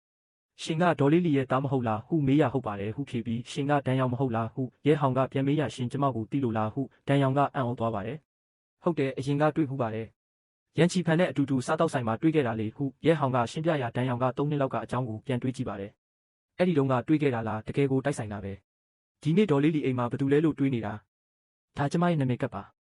ယောဂါနဲ့ပတ်သက်ပြီးသိချင်တာရှိရင်ကျမစီလာခဲ့ပါ ဝက်ချက်ထည့်ထားလိုက်ရအောင်ဟုဆိုသဖြင့်ကောင်းပြီလေဟုသဘောတူလိုက်ပါတယ်မနေ့ကအမှန်တိုင်းပြောရရင်ကျေးဇူးတင်ပါတယ်မဟုတ်ရင်ကျမမျက်နှာပြတ်သွားတော့မှဟုဒန်ယောင်ကဆိုရကိစ္စမရှိပါဘူးယောဂဝါဒနာပါလားဟုရဲဟောင်ကမေးပါတယ်အရင်ကတော့နည်းနည်းသိထားပေမဲ့အလုရှုပ်လို့မလုပ်ဖြစ်ခဲ့ဘူးဟုဖြေရဒါဆိုရင်ကျမရဲ့ယောဂသင်တန်းကရက်တပတ်ခံစားခွင့်တစ်ခုပေးမယ်လာစမ်းကြည့်မလားဟုဒန်ယောင်ကဖိတ်ခေါ်ပါတယ်ရဲဟောင်ကဒါဟာဒန်ယောင်နဲ့နီးစပ်ဖို့ခွင့်ရလို့တွေးပြီးလက်ခံလိုက်ပါတယ်ရပါတယ်ကျွန်တော်အလုပ်ထွက်ထားတာမို့အချိန်ရှိပါတယ်ဟုဆိုရဒါဆိုအခုပဲသွားကြမလားဟုဒန်ယောင်ကသူမ၏ကားတော့ကိုထုတ်ပြပါတယ်ရဲဟောင်ကကျွန်တော်ကားနဲ့ပဲလိုက်ခဲ့မယ်လေလို့ပြောလိုက်ပါတယ်အောက်ထပ်ရောက်တော့ရဲဟောင်၏ဆေးရုံမှာရှုခုနှစ်ကားကိုမြင်တော့ဒန်ယောင်အံ့ဩသွားပါတော့တယ်ဒီကားကရှင်းဟာလားဟုမေးရဟုတ်တယ်မနေ့ကမှဝယ်တာဟုဖြေပါတယ်ဒန်ယောင်ကကားတစ်ပတ်လဲကြည့်ပြီးအတော်လေးခစ်ဆန်တာပဲရှင်ကလူငယ်လေးနဲ့တော်တယ်နော်လို့ချီးကျူးသဖြင့်ရဲဟောင်လည်းကျေးဇူးတင်စကားပြောပြီးကားမောင်းထွက်ခဲ့ပါတော့တယ်ကုန်တိုက်ရောက်တော့ဒန်ယောင်ကသူမ၏ယောဂခန်းကိုခေါ်သွားခဲ့ပါတယ်ငားလာရောက်တော့ရောင်ယောဂဆိုသည့်ဆိုင်းဘုတ်ကိုတွေ့ရပြီးအထဲဝင်လိုက်တော့ယောဂဝတ်စုံဝတ်ထားသည့်မိန်းကလေးများကိုအများကြီးတွေ့လိုက်ရပါတယ်ဒန်ယောင်ကဒီမှာကမိန်းကလေးတွေပဲရှိတာနော်စိတ်မကောင်းတဲ့အကြံတွေမလုပ်ရဘူးဟုသတိပေးရကျွန်တော်ကယောဂတင်ဖို့လာတာပါတခြားစိတ်ကူးမရှိပါဘူးဟုရဲဟောင်ကဆိုပါတယ်ဒန်ယောင်ကတင်တန်းစတင်ပြီးရဲဟောင်ကိုနောက်ဆုံးတန်းမှာထားပေးပါတယ်လေ့ကျင့်ခန်းတွေစလုပ်သည့်အခါရဲဟောင်ကအတော်လေးခက်ခဲနေခဲ့ပါတယ်ဒါပေမဲ့ပတ်ဝန်းကျင်ကမိန်းကလေးတွေရဲ့အလှကြောင့်အားတင်းပြီးလုပ်ခဲ့ပါတယ်ဒီနေ့တင်တန်းကဒီလောက်ပါပဲဟုတင်တန်းပြီးတော့ရဲဟောင်တကိုယ်လုံးနာကျင်နေပေမဲ့အတွေ့အကြုံတစ်ခုရလိုက်ပါတယ်တင်တန်းသူတွေကတော့အိမ်ကိစ္စတွေကြောင့်နောက်ထပ်မတက်နိုင်တော့ကြောင်းပြောနေကြပါတယ်ယောဂကျင့်တာကြည့်ရတာလွယ်ပေမဲ့တကယ်လုပ်ကြည့်တော့မှအသက်တောင်ရှူမဝချင်တော့ပါဘူးနည်းနည်းအသက်ရှူချောင်းအောင်အပြင်ထွက်ပြီးရေဝယ်တောက်လိုက်ပါတယ်အလိုလျောက်ရေရောင်းသည့်ဆက်မှာခွက်ကုတ်စကန်ဖတ်ပြီးရေတပူးဝယ်လိုက်ပါတယ်ရေနှစ်ငုံလောက်တောက်လိုက်မှပဲအသက်ရှူချောင်းသွားတော့တယ်ရေဘူးကိုကင်ပြီးပြန်လျှောက်လာချိန်မှာတော့အခန်းဝရောက်တာနဲ့ဒန်ယောင်ကတင်တန်းသူတွေကိုပြောနေတာကြားလိုက်ရပါတယ်ကျန်းကျက်ရီရှင်ရဲ့3လခန့်ကက်ကနောက်လာဆိုတက်တန်းကုန်တော့မယ်တက်တန်းတိုးမလားအခုတိုးရင်မူလာဈေးတိုင်းပဲနော်ဟုဒန်ယောင်ကပြောရတော့ပါပြီးတက်ယောင်ဆရာမရဲ့ကျမလည်းတော်တော်လေးကျွမ်းကျင်နေပြီအိမ်ကကလေးကလည်းစာမေးပွဲနီးနေတော့အိမ်ပြန်ပြီးကြီးကြပ်ပေးရအောင်မယ်ဟုပြန်ပြောပါတယ်တခြားတစ်ယောက်ကလည်းကျမလည်းမတိုးတော့ဘူးအိမ်ကအတုံးဈေးကများနေတော့ချွေတာဖို့ပြောနေတယ်ဟုဆိုကြပါတယ်ဒန်ယောင်ကဟုတ်ကဲ့ပါရပါတယ်နောက်မှပြန်လာချင်းရင်လည်းအချိန်မရွေးလာခဲ့လို့ရပါတယ်ဟုပြန်ပြောရှာပါတယ်နောက်ဆုံးမှာတော့တင်တန်းသူ2ယောက်3ယောက်လောက်ပဲတက်တန်းတိုးကြပါတော့တယ်လူတွေအားလုံးပြန်သွားတော့ယောဂစတူဒီယိုထဲမှာရဲဟောင်နဲ့တန့်ယောင်ပဲကြံခဲ့ပါတယ်တန့်ယောင်ကစပွဲရှိမှာစည်ရင်းစာအုပ်ကိုလှန်လောကြည့်နေခဲ့ပါတယ်ခေါင်းပုံထားတဲ့အချိန်မှာသူ့မျက်နှာပေါ်မှာစိုးရိမ်မှုတွေထင်ဟပ်နေပြီးမျက်မှောင်ကျုပ်ထားသလိုနှာခမ်းကိုလည်းတင်းတင်းစေထားပါတယ်စာမျက်နှာအနှဲငယ်လှန်ပြီးတဲ့နောက်မှာတော့တက်ပြင်းချရင်းစာအုပ်ကိုပိတ်လိုက်ပါတယ်ရဲဟောင်ကိုမြင်လိုက်တဲ့အခါမှာတော့ချက်ချင်းပဲအပြုံးတစ်ခုကိုအစားထိုးလိုက်ပြီးဘလို့လဲဒီနေ့တင်တန်းကရောဘလို့နေလဲဟုမေးပါတော့တယ်ရဲဟောင်ကတော်တော်ကောင်းပါတယ်ယောဂကဒီလောက်ထိစိတ်ရောကိုယ်ပါပြေရောစေမယ်လို့မထင်ထားခဲ့ဘူးလုံနေတော့ကတော့နာကျင်ပေမဲ့လှုပ်ပြီးတဲ့အခါမှာတော့တကယ်ကိုနေလို့ကောင်းသွားတယ်ဟုပြန်ဖြေရဒါပေါ်ယောဂဆိုတာစိတ်ရောကိုယ်ပါပြေလျှောစေတဲ့တင်တန်းပဲလေစိတ်ချမ်းသာကိုချမ်းသာပေါ့ဟုဒန်ယောင်ကဆိုပါတယ်ရဲဟောင်ကဒါနဲ့ကျွန်တော်အသင်းဝင်တယောက်အနေနဲ့စည်ရင်သွင်းခြင်းလို့ဘယ်လောက်ကြမလဲဟုမေးရအင်းအခြေခံတင်တန်းဆိုရင်တော့3လပတ်ကို800ကျပ်လောက်တော့ကြမယ်လက်ခံနိုင်မလားတော့မသိဘူးဟုဆိုသဖြင့်800လားဟုရဲဟောင်ကအံ့ဩသွားပါတယ်ဘာဖြစ်လို့လဲဈေးနှုန်းကမတင်တော်ဘူးလားဟုဒန်ယောင်ကစိုးရိမ်တကြီးမေးရမဟုတ်ပါဘူးအရန်ဈေးပေါ်နေလို့ပါရှန်ချက်မှာဆိုရင်တဦးချင်းတင်တန်းကြီးကအနည်းဆုံးရာခဏလောက်ရှိတာကိုဒီမှာတော့3လပတ်လုံးကို800ပဲရှိတာကိုဟုပြောလိုက်ပါတယ်မတက်နိုင်ဘူးလေဒီမှာကခရိုင်မျိုးလေးပဲဖြစ်နေတော့လူတယောက်ရဲ့သုံးဆွဲနိုင်စွမ်းကဒီလောက်ပဲရှိတာကိုပြီးတော့ဒီပုဂ္ဂလိကယောဂစတူဒီယိုက brand အမတ်တစိမ့်မဟုတ်တော့ဈေးပေါ်တာကပုံမှန်ပါပဲဟုဒန်ယောင်ကပြန်ရှင်းပြပါတယ်ရဲဟောင်ခေါင်းညိတ်လိုက်ပြီးသူပိတ်ထားသည့်စည်ရင်းစာအုပ်စီအကြည့်ရောက်သွားကဆီယာမတင်ပေးတာတော်တော်ကောင်းပါတယ်ဘာလို့တခြားတင်တန်းသူတွေကတက်တန်းမတိုးကြတာလဲဟုမေးရဒန်ယောင်ကမတက်နိုင်ဘူးလေအများစုကတော့စိတ်ဝင်စားလို့လာကြတာပါတလား2လားလောက်ဆိုပျောက်သွားကြတာပဲတကယ်ကိုကျွမ်းကျင်အောင်စူးစမ်းခြင်းတဲ့သူကနည်းနည်းလေးပါပြီးတော့ကျမကလည်းဘာကြော်ညာမှမလုပ်ထားတော့လာတဲ့သူတွေကအနီးနားကကလေးမိခင်တွေလောက်ပဲရှိတာပါဆက်ပြောနေပဲရလာတာဆိုတော့သူတို့လည်းပတ်စံပေးခြင်းစိတ်မရှိကြဘူးလေဟုရင်ဖွင့်ရှာပါတယ်ရဲဟောင်တစ်ချက်တွေးလိုက်မိပါတယ်တန့်ယောင်ရဲ့တင် जा မှုကမညံ့ဘူးဈေးလဲပေါ်တယ်ပြဿနာကဒီဆိုင်ကိုဘယ်သူမှမသိကြတာပဲဖြစ်ပါတယ်လူဝင်မှုမရှိရင်ဖောက်တည်လည်းမရှိဘူးဝင်ငွေလည်းမရှိဘူးသူကအကူအညီပေးပြီးကြော်ညာပေးလိုက်ရင်အယောင်းဝယ်ဖြစ်လာမှာပဲလို့တွေးလိုက်ပါတယ်ဒါဟာယင်းနှိမ့်မြုံနှံမှုအခွင့်အရေးတစ်ခုဖြစ်နိုင်တယ်လို့လည်းတွေးမိပါတယ်အဲ့ဒီအချိန်မှာပဲကွန်းကြည်လင်ကိုတတိယသွားပါတယ်အကယ်၍ယောဂစတူဒီယိုကအွန်လိုင်းဈေးကွက်ရှာဖွေရေးလိုအပ်နေရင်ကွန်းကြည်လင်အတွက်အလုပ်တစ်ခုဖြစ်လာမှာပဲပြီးတော့ဒီမျိုးမှာပဲဆက်နေဖို့အကြောင်းပြချက်လည်းရှိသွားမှာပေါ့ဒါနဲ့သူကရေဘူးကိုချလိုက်ပြီးအလေးနဲ့ပြောလိုက်ပါတယ်တန့်ယောင်ကျွန်တော်ပြောစရာရှိတယ်ဘာပြောမလို့လဲကျွန်တော်ကဒီဆိုင်အတွက်ဈေးကွက်ရှာဖွေရေးနဲ့ကြော်ညာပေးမယ်ဆိုရင်လက်ခံမလားဟင်းဈေးကွက်ရှာဖွေရေးလားဒါမျိုးတော့ကျွန်မတခါမှမစဉ်းစားဘူးကျွန်တော်ကတော့ဆီယာမရဲ့တင် जा နိုင်စွမ်းကကောင်းတယ်ပတ်ဝန်းကျင်လည်းတန်တယ်ဈေးလဲပေါ်တယ်လူတွေပိုလာအောင်လုပ်လို့မရစရာအကြောင်းမရှိဘူးအခုပြဿနာကဘယ်သူမှဒီဆိုင်ကိုမသိသေးတာပဲဈေးကွက်ရှာဖွေရေးနည်းနည်းလေးလုပ်ပေးလိုက်ရင်အယောင်းဝယ်ကအများကြီးပိုကောင်းလာမှာအင်းပြောတာတော့ဟုတ်ပါတယ်ဒါပေမဲ့ဈေးကွက်ရှာဖွေရေးလုပ်ဖို့ကပတ်စံအများကြီးကုန်ပါလေပြီးတော့ပတ်စံကုန်တလောက်လဲလူတွေလာမယ်လို့အာမခံချက်မရှိဘူးအကျိုးမရှိရင်ဘယ်လိုလုပ်မလဲ လက်ရှိယောဂစတူဒီယိုကရတဲ့အမျက်ကိုပဲကျင်းနေနေရတာအပိုထက်သုံးဖို့ကဖိအားများတယ်ဟုဒန်ယောင်ကစိုးရိမ်စွာဆိုပါတယ်ရဲဟောင်သဘောပေါက်သွားပါတယ်သူမစိုးရိမ်နေတာကပတ်စံပြီးတော့ယင်းနှိမ့်မြုပ်နှံပြီးရင်ပြန်မရမှာကိုစိုးရိမ်နေတာပဲဖြစ်ပါတယ်အဲ့ဒါကိုစိတ်မပူပါနဲ့ဈေးကွက်ရှာဖွေရေးအတွက်ကုန်ကျစရိတ်ကိုကျွန်တော်တာဝန်ယူပေးမယ်ဟုဆိုရရှင်ကပတ်စံထုတ်ပေးမယ်ဒါကတော့မကောင်းပါဘူးရှင်ကရန်ချီဖန်ရဲ့တငယ်ချင်းဖြစ်ပေမဲ့ကျမတို့ကအခုမှသိတာလေဒီလောက်ကြီးမားတဲ့ကျေးဇူးကိုမဆက်နိုင်ပါဆိုတယ်ဟုဒန်ယောင်ကညှင်းဆန်ရန်ကြိုးစားပါတယ်ကျမကကျေးဇူးကျွေးမတင်ကျင်တဲ့သူဆိုတာသိပါတယ်ဟုထပ်ပြောသဖြင့်ရဲဟောင်ကကျွန်တော်လည်းလူကောင်းတက်တက်လုပ်နေတာမဟုတ်ပါဘူးပတ်စံထုတ်ရင်တော့အကျိုးအမြတ်ပြန်လို့ချင်တာပေါ့ဟုဆိုရဒါဆိုရှင်ပါကိုဆိုလိုတာလဲဟုမေးပါတော့တယ်ကျွန်တော်ကဒီယောဂစတူဒီယိုမှာရှယ်ယာဝင်ကျင်လို့ပါရှယ်ယာဝင်မယ်ရဲဟောင်ခေါင်းနှိပ်လိုက်ပြီးဟုတ်တယ်ကျွန်တော်ကိုရှယ်ယာ40%ပေးမယ်ဆိုရင်ဈေးကွက်ရှာဖွေရေးအကုန်လုံးကိုကျွန်တော်တာဝန်ယူမယ်ငွေကြေးကအစကြော်ညာကအစဝန်ထမ်းတွေအထိကျွန်တော်အကုန်စီစဉ်ပေးမယ်ဆရာမဘာမှလုပ်เสียမလို့ဘူးဖာဟုကန့်လန့်လိုက်ပါတယ်တိုးတော့ဒန်ယောင်ကမေးမရဘူး40%ကများလုံးနဲ့ဒီဆိုင်လေးကရတဲ့ဝင်ငွေကနည်းနည်းလေးပါ40%ပေးလိုက်ရင်ရှင်အတွက်ကျွန်မအလုပ်လုပ်ပေးနေတယ်လို့ဖြစ်နေမှာပေါ့ဟုညင်းပြန်တဲ့ဖြင့်ရဲဟောင်ကမဟုတ်ဘူးဆရာမတစ်ချက်လွဲနေပြီဟုဆိုကကျွန်တော်ကဈေးကွက်ရှာဖွေရေးလုပ်ပေးလိုက်ရင်လူတွေပိုများလာမယ်အတင်းဝင်တွေများလာမယ်တင်တန်းကြီးလဲတိုးလို့ရမယ်အဲ့ဒီခါကျရင်ရတဲ့ဝင်ငွေကအခုထက်အများကြီးပိုများလာမှာစဉ်းစားကြည့်လေလက်ရှိဝင်ငွေထက်အစပေါင်းများစွာ10ဆလောက်ပိုရလာရင်40%ခွဲပေးလိုက်ရင်တော့ဆရာမလက်ထဲရမယ်ပတ်စံကအခုထက်ပိုများနေမှာဟုရှင်းပြပါတယ်တကယ်တော့ဆရာမကစိတ်တက်မာတဲ့မိန်းမတစ်ယောက်ဆိုတာကျွန်တော်သိပါတယ်လက်ရှိအခြေအနေလောက်နဲ့တော့ကျေနပ်မှာမဟုတ်ဘူးပြီးတော့တစ်ချက်စဉ်းစားကြည့်ပါဦးအနီးနားကလူတွေကိုပဲမိခိုနေရင်တခြားယောဂစတူဒီယိုတွေကအနီးနားမှာလာဖွင့်ကြတော့မှာသူတို့ကကြော်ညာကောင်းကောင်းလုပ်ပြီးဆရာမရဲ့ဖောက်တယ်တွေကိုအကုန်ဆွဲဆောင်သွားရင်ဘယ်လိုလုပ်မလဲကျမကပတ်စံမရှာနိုင်ဘူးလို့ပြောနေတာမဟုတ်ပါဘူးဒါပေမဲ့တခြားသူတွေကဒီဈေးကွက်ထဲမှာပတ်စံရှာနေတာကိုကြည့်ပြီးကိုယ့်ဘာသာကိုယ်ပဲနေမှာလားဟုရဲဟောင်ကဆွဲဆောင်လိုက်ပါတယ်ဒန်ယောင်ကပြောတာတော့စိတ်ဝင်စားဖို့ကောင်းပါတယ်ဒါပေမဲ့ကျမမှာမေးခွန်းတစ်ခုရှိသေးတယ်ဟုဆိုကဈေးကွက်ရှာဖွေရေးကအကျိုးရှိမယ်ဆိုတာရှင်အာမခံနိုင်မလားဟုမေးပါတယ်ရဲဟောင်ကဈေးကွက်ရှာဖွေရေးကုန်ကျစရိတ်ကိုကျွန်တော်အကုန်ကျခံမယ်အကယ်၍မျှော်လင့်ထားသလိုမဖြစ်လာရင်ဆုံးရှုံးမှုအကုန်လုံးကိုကျွန်တော်ပဲတာဝန်ယူမယ်ဒါပေမဲ့ဈေးကွက်ရှာဖွေရေးလုပ်ပြီးတဲ့နောက်ဝင်ငွေကလက်ရှိထက်3ဆလောက်ပိုရလာရင်တော့ရှယ်ယာ40%ကိုကျွန်တော်ယူမယ်ဘယ်လိုလဲဟုစိန်ခေါ်လိုက်ပါတယ်ဈေးကွက်ရှာဖွေရေးစရိတ်ကိုရဲဟောင်ကကြခံပြီးအန်ဒီယေကိုလည်းသူပဲယူပြီးအကျိုးမရှိလေရင်ကိုပဲရှုံးမှာဖြစ်ပြီးအကယ်၍ဝင်ငွေက3ဆလောက်တိုးလာရင်တောင်လေ40%ခွဲပေးလိုက်ရင်သူမရမီပတ်စံကအခုထက်ပိုများနေမှာပဲဖြစ်ပါတယ်တန်ယောင်ကရဲဟောင်ကိုစိုက်ကြည့်ရင်နောက်ဆုံးတော့ခေါင်းညှိလိုက်ပြီးတူတူလေးပြောလိုက်ပါတယ်ရှင်ပြောတဲ့လောက်ဆိုရင်တော့ကျမသဘောတူပါတယ်ဟုဆိုပါတယ်ဒီစကလုံးထဲမှာစိတ်ရင်းအမှန်ပါနေတာကိုရဲဟောင်တိလိုက်ရပြီးဂျင်းနဲ့တိအပြုံးတစ်ခုပေါ်လာကဒါဆိုကျွန်တော်တို့ပူးပေါင်းဆောင်ရွက်မှုအောင်မြင်သွားပြီပေါ့ဟုဆိုကလက်ကိုဆန့်ထုတ်လိုက်ပါတယ်တန်ယောင်လည်းလက်ကိုဆန့်ထုတ်လိုက်ပြီးသူ့လက်ကိုစုပ်ကိုင်ရင်းပြုံးလျက်ပူးပေါင်းဆောင်ရွက်မှုအောင်မြင်ပါစေဟုပြောလိုက်ပါတယ်လက်ဆွဲနှုတ်ဆက်လိုက်သည့်အချိန်မှာပဲသူတို့နှစ်ယောက်ဤပူးပေါင်းဆောင်ရွက်မှုကတရားဝင်ဖြစ်သွားခဲ့ပါတယ်ရဲဟောင်ကတန်ယောင်ဤလက်ဖွားကနေပူနွေးပြီးနူးညံ့သည့်အရာသာကိုခန်းစားလိုက်ရပြီးစိတ်ထဲမှာလည်းခပ်ဖွားဖွားလှုပ်ရှားသွားခဲ့ပါတယ်တဟောင်နဲ့တန်ယောင်တို့ပူးပေါင်းဆောင်ရွက်မှုဖြစ်သွားပြီးနောက်မှာတော့ရှေ့ရချက်တန်သည့်3လခန့်ကတ်ကိုဝယ်လိုက်ပါတယ်သူကတော့ယောဂကိုမကြခဏလာတင်ဖို့တွေးထားပါတယ်ကိုလက်လေးကျင်ကန်လုံယုံတင်မကပဲလုပ်ငန်းအကြောင်းလဲနားလည်လာမှမို့လို့ဖြစ်ပါတယ်မဟုတ်ရင်ယောဂရဲ့အခြေခံသဘောတရားကိုတောင်နားမလည်ပဲနဲ့ဘယ်လိုလုပ်ပြီးဈေးကွက်ရှာဖွေရေးလုပ်လို့ရပါမလဲရဲဟောင်ကရင်ထိုင်ချံအပေါက်ဝါကနေထွက်လာပြီးဖုန်းကြည့်လိုက်တော့နေ့လယ်3နာရီရှိပြီဖြစ်ပါတယ်အဲ့ဒီအချိန်မှာပဲကွန်းကြည်လင်စီကနေဝှချရောက်လာပြီးကိုရဲဟောင်ကျမအမေကိုချင်းတွေးဖို့ထွက်လာတယ်လို့ပြောလိုက်ပြီးအခုထွက်လာလို့ရပြီလားအခုမေးရရဲဟောင်ကပြုံးပြီးတွေးမှပဲပြောပြမယ်အခုမှထွက်လာလားကျွန်တော်လာကြိုမယ်ဟုပြန်စာရေးလိုက်ပါတယ်10မိနစ်လောက်ကြာတော့ရဲဟောင်ကကားကိုကွန်းဖိန်လက်ဖက်ရည်ဆိုင်ရှိကိုမောင်းလာခဲ့ပါတယ်ဝေးဝေးကနေကြည့်လိုက်တော့ကွန်းကြည်လင်ကစောင့်နေတာကိုတွေးလိုက်ရပါတယ်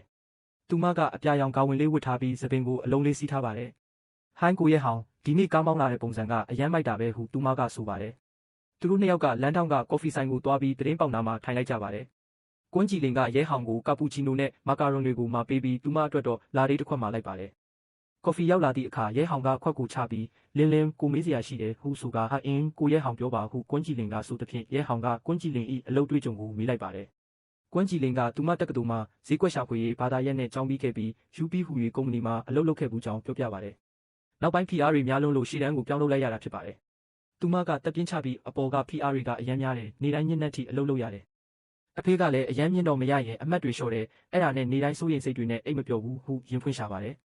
ဒါဆိုအခုကဈေးကွက်ရှာဖွေရေးအလုပ်တစ်ခုပေးမယ်ဆိုရင်လုံမလားဟုရဲဟောင်ကကန့်လန့်ရကွန်းကြည်လင်အံ့ဩသွားပြီးအလုတ်ကင်အကြောင်းလားဟုမေးပါတော့တယ်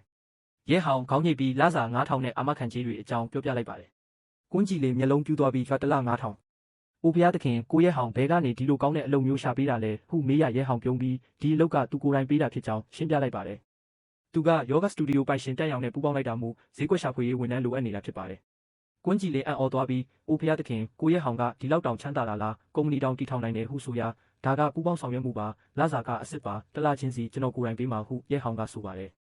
အာမခံကြီးတွေကိုလည်း Yoga Studio အမည်နဲ့ပဲထည့်ပေးမှာမို့ကွမ်းကြည်လင်စိတ်လှုပ်ရှားစွာနဲ့ခေါင်းညှိပြီးလက်ခံလိုက်ပါတယ်။ဈေးကွက်ရှာဖွေရေးရဲ့အခြေခံသဘောတရားကတော့အတူတူပါပဲပြစ်မှတ်ထားတဲ့ဖောက်တယ်တွေကိုရှာဖို့ပါပဲကျမစမ်းကြည့်ပါမယ်အဆင်ပြေမှာပါဟုသူမကဆိုပါတယ်။ရဲဟောင်ကသူမနားလည်မှုကောင်းတယ်လို့ယူဆပြီးတက်ရောင်နဲ့တွေ့ဖို့ခေါ်သွားဖို့ဆုံးဖြတ်လိုက်ပါတယ်။ကျမဒီနေ့ဘာမှမပြင်ဆင်ရသေးဘူးဒီအတိုင်းသွားတွေ့ရင်မကောင်းဘူးမဟုတ်လားဟုကွမ်းကြည်လင်ကဆိုသဖြင့်ဒါဆိုမနှက်ဖြန်မှာသွားကြတာပေါ့ဟုရဲဟောင်ကဆိုပါတယ်။ကွမ်းကြည်လင်မှပဲစိတ်အေးသွားပြီးအိမ်ပြန်ပြီးယောဂလုပ်ငန်းအကြောင်းလေ့လာဖို့ဆုံးဖြတ်လိုက်ပါတယ်။ကျေးဇူးတင်ပါတယ်ကိုရဲဟောင်ဒီနေ့ကော်ဖီတိုက်ရုံတင်မကပဲဒီလောက်ကောင်းတဲ့အလုပ်ကိုရှာပေးလို့ဟုဆိုပါအင်းဒါဆိုရင်မနှက်ဖြန်တွေ့ကြမယ်ဟုဆိုပြီးကွမ်းကြည်လင်လက်ပြနှုတ်ဆက်ပြီးအိမ်ထဲကိုပြေးဝင်သွားခဲ့ပါတယ်။ရဲဟောင်ကသူမ၏ကြောပြင်ကိုကြည့်ရင်ခေါင်းခါပြီးပြုံးလိုက်မိပါတယ်။ဒီကောင်မလေးပျော်နေတဲ့ပုံစံကတကယ်ကိုချစ်ဖို့ကောင်းတာပဲဟုတွေးမိပါတယ်။ကွမ်းကြည်လင်ကိုပို့ပြီးသည့်နောက်ရဲဟောင်ကကားထဲမှာပဲအနာဂတ်အတွက်စီစဉ်နေခဲ့ပါတယ်။သူကတက်ရောင်ဤယောဂစတူဒီယိုကနေစပြီးလုပ်ငန်းနယ်ပယ်ကိုတဖြည်းဖြည်းချဲ့ထွင်ဖို့ဆုံးဖြတ်လိုက်ပါတယ်။စိတ်ထဲမှာတော့ပတ်စံ9တန်းကျော်ရှိပေမဲ့3နေုံနဲ့မရဘူးအလုံးမရှိတဲ့ယောက်ျားတစ်ယောက်ကတော့လက်ကားပါပဲလို့တွေးလိုက်ပါတယ်။အဲ့ဒီချိန်မှာပဲဖုန်းတုံလာပြီးလူရဲအရန်စီကဝက်ချက်ရောက်လာပြီးရဲဟောင်အခုအားလားကျမအိမ်ကိုလာခဲ့ပါဦးပြောစရာရှိလို့ဟုဆိုသဖြင့်ရဲဟောင်စိတ်ထဲမှာတော့အံ့ဩသွားပြီးဒါတော့မြန်မြန်ဖြစ်လာလိမ့်မယ်မထင်ထားခဲ့ပါဘူး။အင်းလာခဲ့မယ်စောင့်နေလို့ပြန်ရေးလိုက်ပြီးလမ်းကြောင်းပြဆက်မှာရှိဟုမင်းကျူးအိမ်ရလိပ်စာကိုရိုက်ထည့်ပြီးကားကိုမောင်းသွားခဲ့ပါတယ်။ရဲဟောင်လေးထက်ထိလှေကားကနေတက်သွားပြီးအသက်ရှူမအောင်လုပ်ပြီးမှတကားခောက်လိုက်ပါတယ်။တကားပွင့်လာတော့လူရဲရန်ကအနီရောင်နဲ့အနက်ရောင်ကတိပါဂါဝင်ကိုဝတ်ထားပါတယ်။ရဲဟောင်ကမတိစိတ်ကနေတစ်ချက်ကြည့်မိပြီးချက်ချင်းပဲအကြည့်လွဲလိုက်ပါတယ်။လူရဲရန်ကပြုံးပြီးသူ့ကိုအထဲကိုဆွဲခေါ်သွားကလာဒါကိုအရင်ကြည့်ဦးဒီနေ့ကျမတို့နှစ်ယောက်အတွက်အထူးပြင်ဆင်ထားတဲ့ဖျောင်းတိုင်မီနဲ့ညစာပါဟုဆိုပါတယ်။စပွဲပေါ်မှာဝိုင်နီနဲ့ချက်ထားသည့်အမဲသားပစွန်ပင်လယ်စာတွေနဲ့ပြည့်နေနေခဲ့ပါတယ်။ရဲဟောင်ကအံ့ဩစွာနဲ့သူကိုယ်တိုင်ချက်တာလားလို့မေးလိုက်ပါတယ်။လူရဲရန်ကဂုံယူစွာနဲ့ကျမစားတောက်ဆိုင်မှာ3လလောက်တင်တန်းတက်ထားတာပါ။နောက်ဆိုရှင်ကျမအိမ်လာတိုင်းချက်ကျွေးနိုင်တယ်ဝိုင်းတောက်ထားရင်ကားမောင်းရတာအဆင်မပြေဘူးလေဒီမှာပဲအိတ်လိုက်ပါဟုဆိုရကောင်းပြီလေဟုရဲဟောင်ကသဘောတူပြီးဒါဆိုဒီညတော့ကောင်းကောင်းလုပ်ကြတာပေါ့ဟုဆိုကခွက်တိုက်လိုက်သည့်အတန်ကကြည်လင်နေခဲ့ပါတယ်နောက်တနေ့မနက်10နာရီမှာနေအောင်ကြီးကသတင်းပေါက်ကနေအခန်းထဲကိုဝင်လာခဲ့ပါတယ်ရဲဟောင်နိုးလာပြီးတိတ်လေးထားပြီးမျက်နှာတစ်လိုက်ပါတယ်လူရဲရန်အိတ်ပျော်နေတော့မို့လို့သူမကိုနမ်းလိုက်ပြီးရဲရန်ကျွန်တော်နေလေကြရင်အပြင်သွားစရာရှိလို့ဟာလို့တူတူလေးပြောလိုက်ပါတယ်လူရဲရန်ကအိတ်ချင်မှုတူနဲ့ပြန်ပြောပြီးဟိုဘက်ကိုလှည့်အိတ်လိုက်ပါတယ်ရဲဟောင်အဝတ်စားဝတ်ပြီးတိတ်လေးထွက်လာခဲ့ပါတယ်။သူကအလဲတန်းကျောင်းတုန်းကတငယ်ချင်းရှုံခံကလည်းဒီအိမ်ယာမှာပဲနေတာမို့လို့တွေ့သွားမှာကိုစိုးရိမ်နေခဲ့ပါတယ်။ကံကောင်းစွာနဲ့ဘာမှမဖြစ်ခဲ့ပါဘူး။ကားပေါ်တက်ပြီးတပြင်းချလိုက်ပါတယ်။ပြီးတော့ကွန်းကြည်လင်းနဲ့တန်းရောင်ကိုဝက်ချက်ကနေနေလေကြရင်ဆွေးနွေးဖို့ပြောလိုက်ပါတယ်။ကွန်းကြည်လင်းကမှန်ရှိမှနှက်ခမ်းနေစိုးနေပြီးကိုရဲဟောင်ကျမအသင့်ပြင်ထားပြီးဟုဆိုကကောင်းပြီးကားပေါ်တက်ဟုရဲဟောင်ကခေါ်လိုက်ပါတယ်။ကွန်းကြည်လင်းကားပေါ်တက်လာပြီးသူမ၏ရနံ့ကကားထဲမှာပြန့်လွင့်နေခဲ့ပါတယ်။သူမကခါပက်ပက်ရင်ကိုရဲဟောင်ကျမမနေ့ကအိမ်မှာယောဂအကြောင်းအများကြီးလေ့လာထားတယ်ဒီလိုကြော်ညာရင်တော့အဆင်ပြေမှာပါဟုဆိုရအင်းကောင်းပြီဟုရဲဟောင်ကပြောလိုက်ပါတယ်အဲ့ဒီချိန်မှာပဲကွန်းကြည်လင်းဤဖုန်းတုံလာပြီးအမေဖြစ်သူကဖုန်းဆက်ကလင်းလင်းမြန်ပြန်လာခဲ့ရှင်နဲ့ချင်းတွေ့တဲ့သူကလိန်ညာနေတာဟုအော်ပါတော့တယ်ကွန်းကြည်လင်းအံ့ဩသွားပြီးအမေဘာပြောတာလဲသူပြောတာတွေကအစ်စ်ပါဟုဆိုရဘာအစ်စ်လဲသူကအရင်ကနျူးပြီးဟူပြီးမှအလုပ်လုပ်ခဲ့တာအခုကွန်းတုံကအဲ့ဒီကုမ္ပဏီမှာအလုပ်လုပ်နေတာသူမေးကြည့်တော့သူကမန်နေဂျာမဟုတ်ဘူးရိုးရိုးဖောက်ကမတယောက်ပဲတဲ့ဟုအမေဖြစ်သူကဆိုတဲ့ဖြင့်အမေခဏလေးစောင့်ပါဦးကျမပြန်လာမှရှင်းပြမယ်ဟုကွန်းကြည်လင်ကဖုန်းချလိုက်ပြီးအမေခေါ်နေတာတွေကိုမကင်တော့ပါဘူးရဲဟောင်ကဘာဖြစ်လို့လဲလင်းလင်းစိတ်ပူနေတာလားဟုမေးရမဟုတ်ပါဘူးကိုရဲဟောင်ကျမအမေကိုပြောထားတဲ့အကြောင်းတွေကြောင့်ပါဟုဆိုတဲ့ဖြင့်ရဲဟောင်ဒီစကားကြတော့အန်အော်ဘီစတီယာရင်ကိုတောင်ကင်မထားနိုင်တော့ပါဘူးဒါဆိုဘယ်လိုလုပ်မလဲဟုမေးရကျမတို့နောက်မှသွားကြတာပေါ့ဟုဆိုပြီးမရဘူးကျမကရှင်းနဲ့မချင်းတွေ့တော့ရင်အမေကတခြားသူတွေနဲ့ချင်းတွေ့ခိုင်းပါပဲကျမတကယ်မချင်းတွေ့ချင်ဘူးဟုကွန်းကြည်လင်ကငိုချင်ရက်ဆက်ဆိုကဟာကိုရဲဟောင်ကျမမှာနီးလက်တစ်ခုရှိတယ်ဟုဆိုကသူမကအိမ်ပြန်ရောက်ရင်ရဲဟောင်ဤတကယ်အခြေအနေကိုပြောပြပြီးအကုန်လုံးကသူမလိန်ပြောထားတာပါလို့ပြောဖို့စီစဉ်လိုက်ပါတယ်အင်းဒါလည်းမဆိုးဘူးဒါပေမဲ့အမေကတော့ယုံမှာမဟုတ်ဘူးဟုကွန်းကြည်လင်စိတ်ပူစွာနဲ့ပြောလိုက်ပါတယ်ဒါပေမဲ့တခြားနီးလမ်းမှမရှိတာဟုဆိုကြပါတယ်ကားကရဲဟောင်ဤအိမ်အောက်ရောက်လာခဲ့ပါတယ်ရဲဟောင်ကတန်းရောင်ကိုဖုန်းခေါ်လိုက်ပြီးဟဲလိုတန်းရောင်ကျွန်တော်ရောက်ပြီဟုဆိုရကောင်းပြီးကျမချက်ချင်းဆင်းလာမယ်ဟုပြန်ဖြေပြီး2မိနစ်လောက်ကြာတော့ဖက်နှက်တန်ကြားလိုက်ရပါတယ်ဟဲလိုဒီတယောက်ကကျွန်တော်ပြောတဲ့ဈေးကွက်ရှာဖွေရေးလုပ်ပေးမဲ့သူပါဟုရဲဟောင်ကမိတ်ဆက်ပေးရကောင်းပြီးတနေရာမှာသွားထိုင်ပြီးဆွေးနွေးကြတာပေါ့ဟုဆိုတဲ့ဖြင့်ကောင်းပြီးလမ်းထောင်းကကော်ဖီဆိုင်ကိုသွားကြမယ်ဟုသဘောတူကသူတို့3ယောက်ကော်ဖီဆိုင်ကိုရောက်သွားပြီးသတင်းပေါက်နာမှာထိုင်လိုက်ကြပါတယ်ကွန်းကြည်လင်ကသူမကိုသူမမိတ်ဆက်လိုက်ပါတယ်မင်္ဂလာပါကျမကွန်းကြည်လင်ပါကျမနျူးပြီးဟူယူမှာဈေးကွက်ရှာဖွေရေးလုပ်ခဲ့ပူပါတယ်တန်းရောင်လည်းပြုံးပြီးမင်္ဂလာပါကျမတန်းရောင်ပါဟုနှုတ်ဆက်ကြပါတယ်ကွန်းကြည်လင်ကဈေးကွက်ရှာဖွေရေးအကြောင်းတွေကိုပြောပြလိုက်ပါတယ်ကျမတို့ကအွန်လိုင်းကနေကြော်ညာမယ်ဒေါင်းရင်းနဲ့ရှောင်းဟုံရှုတို့လိုမျိုး platform တွေကိုသုံးမယ်ဟုဆိုရဒါဆိုရင်ကျမရဲ့ yoga studio ကိုဒီလိုမျိုးကြော်ညာလို့ရမလားဟုတန်းရောင်ကမေးပါတယ်ရပါတယ်ဗီဒီယိုတွေရိုက်ပြီးကြော်ညာရုံတွေမကပဲ data တွင်းမှာနာမည်ကြီးတဲ့သူတွေကိုပါငှားပြီးကြော်ညာရင်ပိုကောင်းမယ်ဟုကွန်းကြည်လင်ကအကြံပြုရရဲ့ဟောင်ကဒါဆိုရင်နာမည်ကြီးတဲ့သူတွေကိုတိလားဟုမေးရကွန်းကြည်လင်ကအာနာစွာနဲ့ကျမဒီမျိုးကိုပြန်ရောက်တာမကြသေးတော့မသိသေးဘူးရှန်ချက်မှာဆိုရင်တော့သိပါတယ်ဟုဖြေပါတယ် ကောင်းပြီအစီအစဉ်ကတော့အဆင်ပြေသွားပြီမနက်ဖြန်ကြရင်ဗီဒီယိုရိုက်ကြမယ်နာမည်ကြီးတဲ့သူတွေကိုတော့ကျွန်တော်စီစဉ်ပေးမယ်ဟုရဲဟောင်ကဆိုရာကွန်းကြည်လင်ကကျေးဇူးတင်ပါတယ်ကိုရဲဟောင်ဟုဆိုပြီးတက်ရောင်လည်းကျေးဇူးတင်ပါတယ်နောက်ဆိုပတ်စံရလာရင်ရှယ်ယာခွဲပေးမှာပါဟုဆိုတဲ့ဖြင့်ရပါတယ်အကုန်လုံးကပတ်စံရှာဖို့ပါပဲကျွန်တော်ကပတ်စံပဲထုတ်ပေးမှာပါကျန်တဲ့အလုပ်တွေကတော့ဆရာမတို့ပဲလုပ်ကြပါတော့ဟုရဲဟောင်ကဆိုပါတယ်ဒီလိုတွေနဲ့ promotion လုပ်ရင်အကျိုးအမြတ်ပိုများမှာပေါ့ဟုရဲဟောင်ကတွေးတောမိပါတယ်ကွန်းကြည်လင်ကလည်းဒါဆိုကိုရဲဟောင်ကဒီလိုတွေကိုသိလို့လားလို့မေးလိုက်ပါတယ်ကွန်းကြည်လင်ကရှက်ရွံ့စွာနဲ့ပဲကျမကမှရှောင်းချန်ကိုပြန်ရောက်ခါသာဆိုတော့ဒီနေရာနဲ့တိတ်မရင်းနေသေးဘူးတကယ်လို့ရှမ်းချန်မှာဆိုရင်တော့တိတဲ့သူတွေရှိတာပေါ့လို့ပြန်ဖြေပါတယ်ရဲဟောင်ကကောင်းပြီအခုဆိုရင်အစီအစဉ်ကတေချာသွားပြီနတ်နေရင်တက်ရောင်နဲ့တူဗီဒီယိုသွားရိုက်လိုက်ပါကျွန်တော်အလုပ်ကိစ္စလေးတစ်ခုရှိသေးလို့သွားလိုက်အောင်မယ်နှစ်ယောက်သားဆက်ပြောကြဦးဟုနှုတ်ဆက်ရထမင်းစားချိန်တောင်ရောက်နေပြီကျမတို့နဲ့အတူနေ့လယ်စာစားဖို့ပြောမလို့ကိုဘာလို့အမြန်သွားရမှာလဲဟုဆိုတဲ့ဖြင့်မလိုပါဘူးဒီနေ့နေ့လယ်ကြမှာတငယ်ချင်းနဲ့ချိန်ထားတာရှိလို့ပါနောက်မှပဲအတူစားကြတာပေါ့ခမရတို့ပဲသွားစားကြပါဟုညင်းပယ်ခဲ့ပါတယ်အဲ့ဒီနောက်ဒီအလှလေးကဘေးကနေစောင့်ကြည့်ပြီးယောဂခမ်းမရဲ့အခြေအနေနဲ့ပတ်ဝန်းကျင်ကိုမိတ်ဆက်ပေးပါတယ်ဒီအလှလေးကတန်းရောင်အာယုံစိုက်ပြီးတင်ကန်းစာပို့ချနေတာကိုမြင်ပြီးတော့စိတ်အေးသွားကတိုက်ရိုက်ပဲမေးလိုက်ပါတယ်ဗီဒီယိုကိုဘယ်တော့ဆေးရိုက်မှလဲဟုမေးရဒီလောက်တောင်မြန်သဘောတူလိုက်တာလားဟုအံ့ဩကြပါတယ်ဒီအလှလေးကပေါ့ပေါ့ပပပခုံးတုံပြီးပူပေါင်းဆောင်ရွက်ဖို့ရည်ရွယ်ချက်နဲ့လာတာဖြစ်ကြောင်းရှင်းပြပါတယ်အရင်ကတွေ့ဝေခဲ့တာကအွန်လိုင်းမှာလိမ်တဲ့သူတွေများနေလို့ဖြစ်ပြီးအခုတော့မျက်မြင်တွေ့ရလို့စိတ်ချသွားပြီလို့ဆိုပါတယ်ရဲဟောင်ကနားလေကြောင်ခေါင်းညစ်ပြီးကွမ်းကြည်လင်ကိုခေါ်ကလမ်းထောင်းကကော်ဖီဆိုင်မှာအသေးစိတ်ဆွေးနွေးဖို့ပြောပါတယ်ခမရဘလို့လာခဲ့တာလဲလို့မေးပြီးတက္ကစီနဲ့လာခဲ့တာတိလိုက်ရတော့သူကိုယ်တိုင်ကားမောင်းပြီးပို့ပေးဖို့ဆုံးဖြတ်လိုက်ပါတယ်သူတို့၃ယောက်ရင်ထိုက်ချန်ကားပါကင်ကိုရောက်တော့ရဲဟောင်ကကားတော့ကိုနှိပ်လိုက်ပါတယ်မိခိုးရောင်ခဲရဲ့မိုင်ရှုခုနှစ်ကားလေးမိနှစ်ချက်လင်းသွားတာကိုမြင်တဲ့အခါဒီအလှလေးရဲ့မျက်နှာအမူအရာပြောင်းသွားပြီးမျက်လုံးဝိုင်းသားဖြစ်သွားပါတော့တယ်ရှောင်းချန်လိုမြို့ငယ်လေးမှာရဲဟောင်ကတာမန်လူမဟုတ်မှန်သူသိလိုက်ရပါတယ်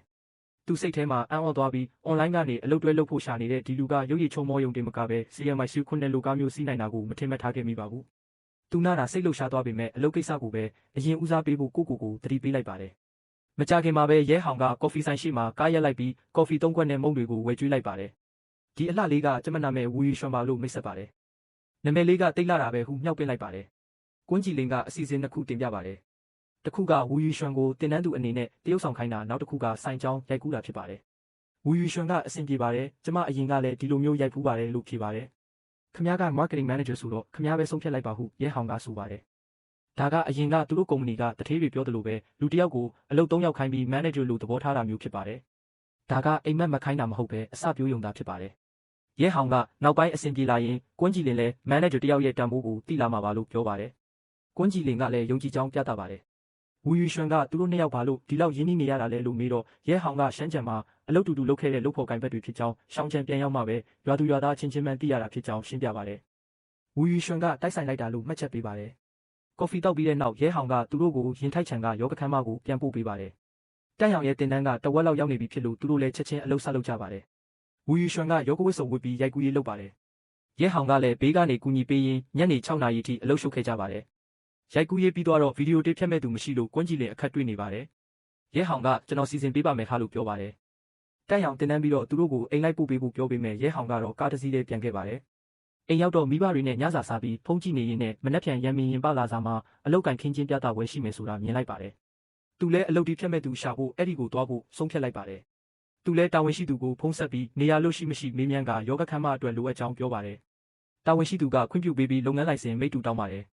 ်သူလည်းတန်းရောင်စီကနေဓာတ်ပုံလမ်းတောင်းပြီးပို့ပေးလိုက်ပါတယ်နေရာကအတွက်နှိပ်ရပေးပြီးအစင်သစ်ဖြစ်သွားခဲ့ပါတယ်နောက်နေ့မနက်8 နာရီခွဲမှာသူအဲ့ဒီကိုရောက်ရှိပါတယ်တခြားဆိုင်တွေကလစာ2500နဲ့3000လောက်ပဲပေးတဲ့အချိန်မှာသူကလစာလေး15တပတ်2ရက်နာလူမှုဖူလုံရေးပါအလုံးမပိုရဆိုပြီးရေးထားလိုက်ပါတယ်နားလေးတွင်းမှာပဲသူရှိမှလူလန်းကြီးရှိလျားသွားပါတော့တယ်ဘေးကတထေးတွေကမနာလို့ဖြစ်ကြပါတယ်အနီရောင်ဝစ်စုံနဲ့တထေးမတစ်ယောက်ကသူ့ကိုလိန်ညာသူလို့ဆွဆွဲပါတယ်ရဲဟောင်ကတော့ကျွန်တော်ကဥပဒေနဲ့အညီပေးတာပါခင်ဗျားတို့က1800တောင်မပေးနိုင်ပဲသူများပေးတာကိုမနာလို့ဖြစ်နေတာလားလို့ပြန်ပြောလိုက်ပါတယ်သူလဲလီမင်ဆိုတဲ့လူငယ်တစ်ယောက်ကိုအလုတ်ခန့်လိုက်ပြီးစာချုပ်ချုပ်ဆိုလိုက်ပါတယ်ဒါကိုမြင်တော့တခြားသူတွေလည်းအံ့ဩကုန်ကြပါတယ်အလုတ်ခန့်ပြီးတဲ့နောက်သူလည်းအိမ်ပြန်လာခဲ့ပါတယ်အိမ်ရောက်တော့တန်းရောင်ကဟင်းချက်ဖို့ခရမ်းသီးလာချိပါတယ်အိမ်ရှိမှချော်လဲတော့ရဲဟောင်ကဖမ်းထိန်ပေးလိုက်ပါတယ်ဒီမြင်ကွင်းကိုသူ့အမေမြင်သွားတော့တားရီကန်ကောင်းလာကြည်လာလို့နောက်ပြောင်ပါတော့တယ်နောက်နေ့မှာတော့သူတို့အဖွဲ့တင်နဲ့အလုတ်ဆက်လုပ်ဖို့ပြင်ဆင်ကြပါတယ်တန်းရောင်ကတငယ်ချင်းတယောက်ကိုခေါ်ဖို့ပြောပြီးနေ့လယ်2 နာရီမှာမင်းရှိကွန်ကွမ်းကပါတီပွဲမှာတွေ့ဆုံဖို့ချိန်ဆလိုက်ပါတော့တယ်ယခုခါတွင်ရဲဟောင်သည့်စီးစိမ်ဥစ္စာများလုပ်ငန်းခွင်တစ်ထူးခြားဆန်းပြသည့်မိန်းကလေးများနှင့်အတူဘဝတစ်ကိုအရှိန်ဟုန်ဖြင့်စိတ်လှုပ်ရှားပွဲဖြတ်တန်းနေရပြီဖြစ်ပါတယ်